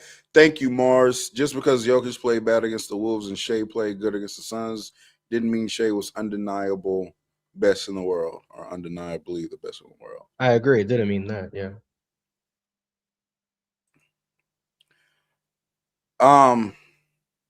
Outside of, I ruled out the Lakers winning the championship a long time ago, so that wasn't even a possibility. But outside of Ant winning the championship this year, what happened this year, number 2 in my books, I'm good with how the playoffs have played out. We knocked off Jokic while maintaining Kobe's legacy. I mean, this is just fantastic. I mean, you talking about Kobe legacy, man. You know, when we win this chip, he better than Kobe. Like, you know that's what's gonna happen, right? You talking about you save Kobe's legacy, it's just gonna go to someone else. And we'll live to fight another day. Okay. Actually, no, that's not gonna happen because the Knicks are going to win the championship. I don't know if they're gonna be able to get Brunson Kobe takes off, but they might try. No, they might try. Can't do that. Can't do that one. Can't do that one. Can we finally admit the Spurs are the perfect environment to cover Wemby's major flaws? He was completely iced on the fourth, and it didn't matter. Excuse me.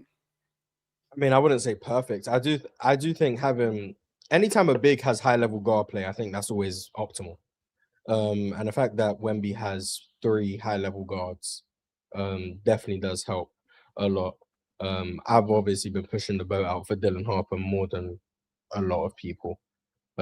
Castle is someone who I've not been the highest on, but I do see the value in his skill set. De'Aaron is another one I haven't been the highest on, but I do see the value in his skill set as well. And Wemby plays alongside all 3. Yeah, but I wouldn't say it's the perfect environment. I mean, I think there's better guards out there that would help more. But not he's in a great ton spot. of like quality shooting around him. That would probably not a backup big you can trust for 14 minutes a game. Yeah. No 4 on the team, really. Yeah, no real power forwards. Yeah. So I mean, there are things that this Spurs lack. Sean McKenzie, 4838, $2 super chat. 2 of the best hate watches today. Arsenal now, OKC. Salute to all my Arsenal niggas, man. Shout out to KB. He been going through it today. Yeah, I did see that he wasn't excited about the Spurs game anymore because Arsenal lost. That's tough. He's Canadian. He is Canadian. John Buckle with the $5 Canadian. Speaking of Canadians, European football, especially Premier, right? That's what Prem stands for. Come on now, I'm cooking. Has more watchability crisis than the NBA by far. Arsenal leading the charge and they go 1-0. They are shameless. I don't know what any of that means. He's basically saying that football's in a bad place. Arsenal's bad hoops, man. Be better. John Buckle with another $5 Canadian via Canada. Mars, what team is via Canadian? Mars, what team is better to you? 16-18 Real Madrid? Hey, or 24, 25, 26 PSG. This PSG team has a lot of similarities with Madrid, generational midfield core / elite forwards. I don't view like the 18 Madrid team is the same as the 16 Madrid team, but I would probably take Madrid over PSG, probably. Facts. Whatever Mars say, I'm with it. Molly 521919 super chat. Flizzop lost the Wemby war and is coping with Rap'em. Facts. Is he one of the spreadsheet people on Twitter? Nice. Yeah, I'd apparently assume. maybe Shea apparently had a better series than Wemby or whatever. I guess. Have you seen the new thing? Have you seen the new thing going around on Twitter about certain playoff games don't actually matter because I can't remember the exact logic, right? But if you win game 1, game 2 actually doesn't mean anything. So you're allowed to play bad in game 2 because the Tribe won $5 super chat. To add context, Luka averaged 31, 9, and 8 on 50, 36, 80 plus in the playoffs. Luka is elite offensively in the playoffs. Would love to see us build a winner. Absolutely, Tribe One. when did Luka do that? When did Luka shoot 50% of the field in the playoffs? Bro, it's correct. Might cut this hair because of Onyx $2 ass. We've been robbed from watching Dort set the 20. edge. He used 2020, Luke. Cool. Okay. We've been robbed from watching Dort set the edge. Sigma facts. Lou Dort as a DN or outside linebacker, all pro. Quentin Warner, 93.27 with the $10 super chat. I don't want to hear OKC was hurt. That's the wrong here, my brother.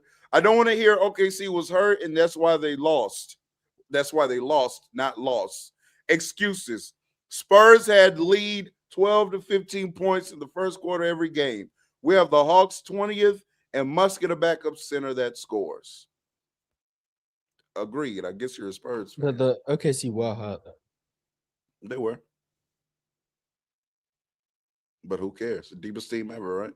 Touch Vigor TV with the 2 Canadian bucks. What do you think OKC does? Will they be better? It's going to be interesting because Ludor and Hartenstein have team options. Likelihood is just because of financial stuff, you have to let both of them go. Then you're asking Thomas Sorber to come in as a rookie next year and give you those meaningful center minutes. Mm-hmm. And then you're drafting at 12, I think. So see what you can do with that pick. So you're getting younger, losing your best screener, pocket player, and getting better by losing Ludor. OKC gonna have some things to do in the offseason. I'll just say that. We'll see what they do. I'm just wait and see. Facts. Let's see. Ashley Wright, 1116 with the 2 pounds. Mars, I was gutted with ARS, UCL, but happy SGA loss. Shout out to Arsenal. That's what I was about. Oh, Arsenal. Okay. Yeah. Teddy Hart with the $2 super chat. Everyone's talking Giannis, but I want OKC to get Bam. Yeah. Did he cook? I mean, I see the allure with Bam. You get switchable big, shot making, cassette screens, play make, and run some offense for you. Scored 83 points in the game. More versatile than a guy like OG Chet. Team with the $5 super chat. I'm not gonna lie, real talk. You've been on point with your predictions. You had a little hiccup with the Boston pick, but if Knicks win chip, anything you say, I'll believe. Yeah, the playoffs is where I continue to shine. You know what I'm saying? Playoff predictions, pretty good at those. Usually also, if I'm like on a team early in the season, you might want to pick up on that. Pick the Lakers to lose round 1, by the way, but it's cool. Let me see. Dallas in 24, i.e. last You year. are not about to get Dallas off in 24 when they traded their whole team in the deadline. You are not about to get that off. Yeah, but I'm saying I knew they were a championship contender team after game 1. After the trades, I tweeted. Oh, after it's the trades. Okay, I thought you were saying at the beginning of the season. After the trades. Okay. That's because I'm pretty sure the first game they played when everybody played was against OKC, and they blew the doors off OKC. And I was like, hey, this is the team that's coming out the West. And everybody, oh my goodness, overreaction, one game, even low. Bro, you don't know what you're talking about. And now Lowe saying Wemby a better shot maker than Prime In Bron. 2018, yeah, he needs to get that Bron hate out of his heart. Absolutely. Ricky Klein, 3030, 199 super chat that said nothing, just wanted to send support. We appreciate you. And that is it, ladies and gentlemen. I think this was pretty good time management. Oh, one more. I can't complain. I think you did good. The People's 23, 499. SGA did his thing, but Chet went missing now. How are you? 7-3, letting the guard check you. Also, J-Dub and AJ will be back. Please get me Boozer. If they manage to trade up and get Boozer, I mean, I guess. I said this, though. I have said this, and I do believe this. Just we'll get up out of here. OKC isn't going to be close. Well, relative. This is relative. OKC is not going to be better than the Spurs next year if they just stand back and just kind of bring everybody back. I know people think like, oh, this series, J-Dub and AJ didn't play. What I'm saying is I believe that the internal growth from San Antonio is going to outweigh J-Dub and AJ playing. Wemby next year being better and Harper and Castle being better is going to be more important than, oh, AJ Mitchell's playing now. Like, it's going to be more important. I'm sorry. They what need about to their improve. internal development? Ooh. J-Dub, Chet, AJ. Man, them niggas, Chet. Oh, brother.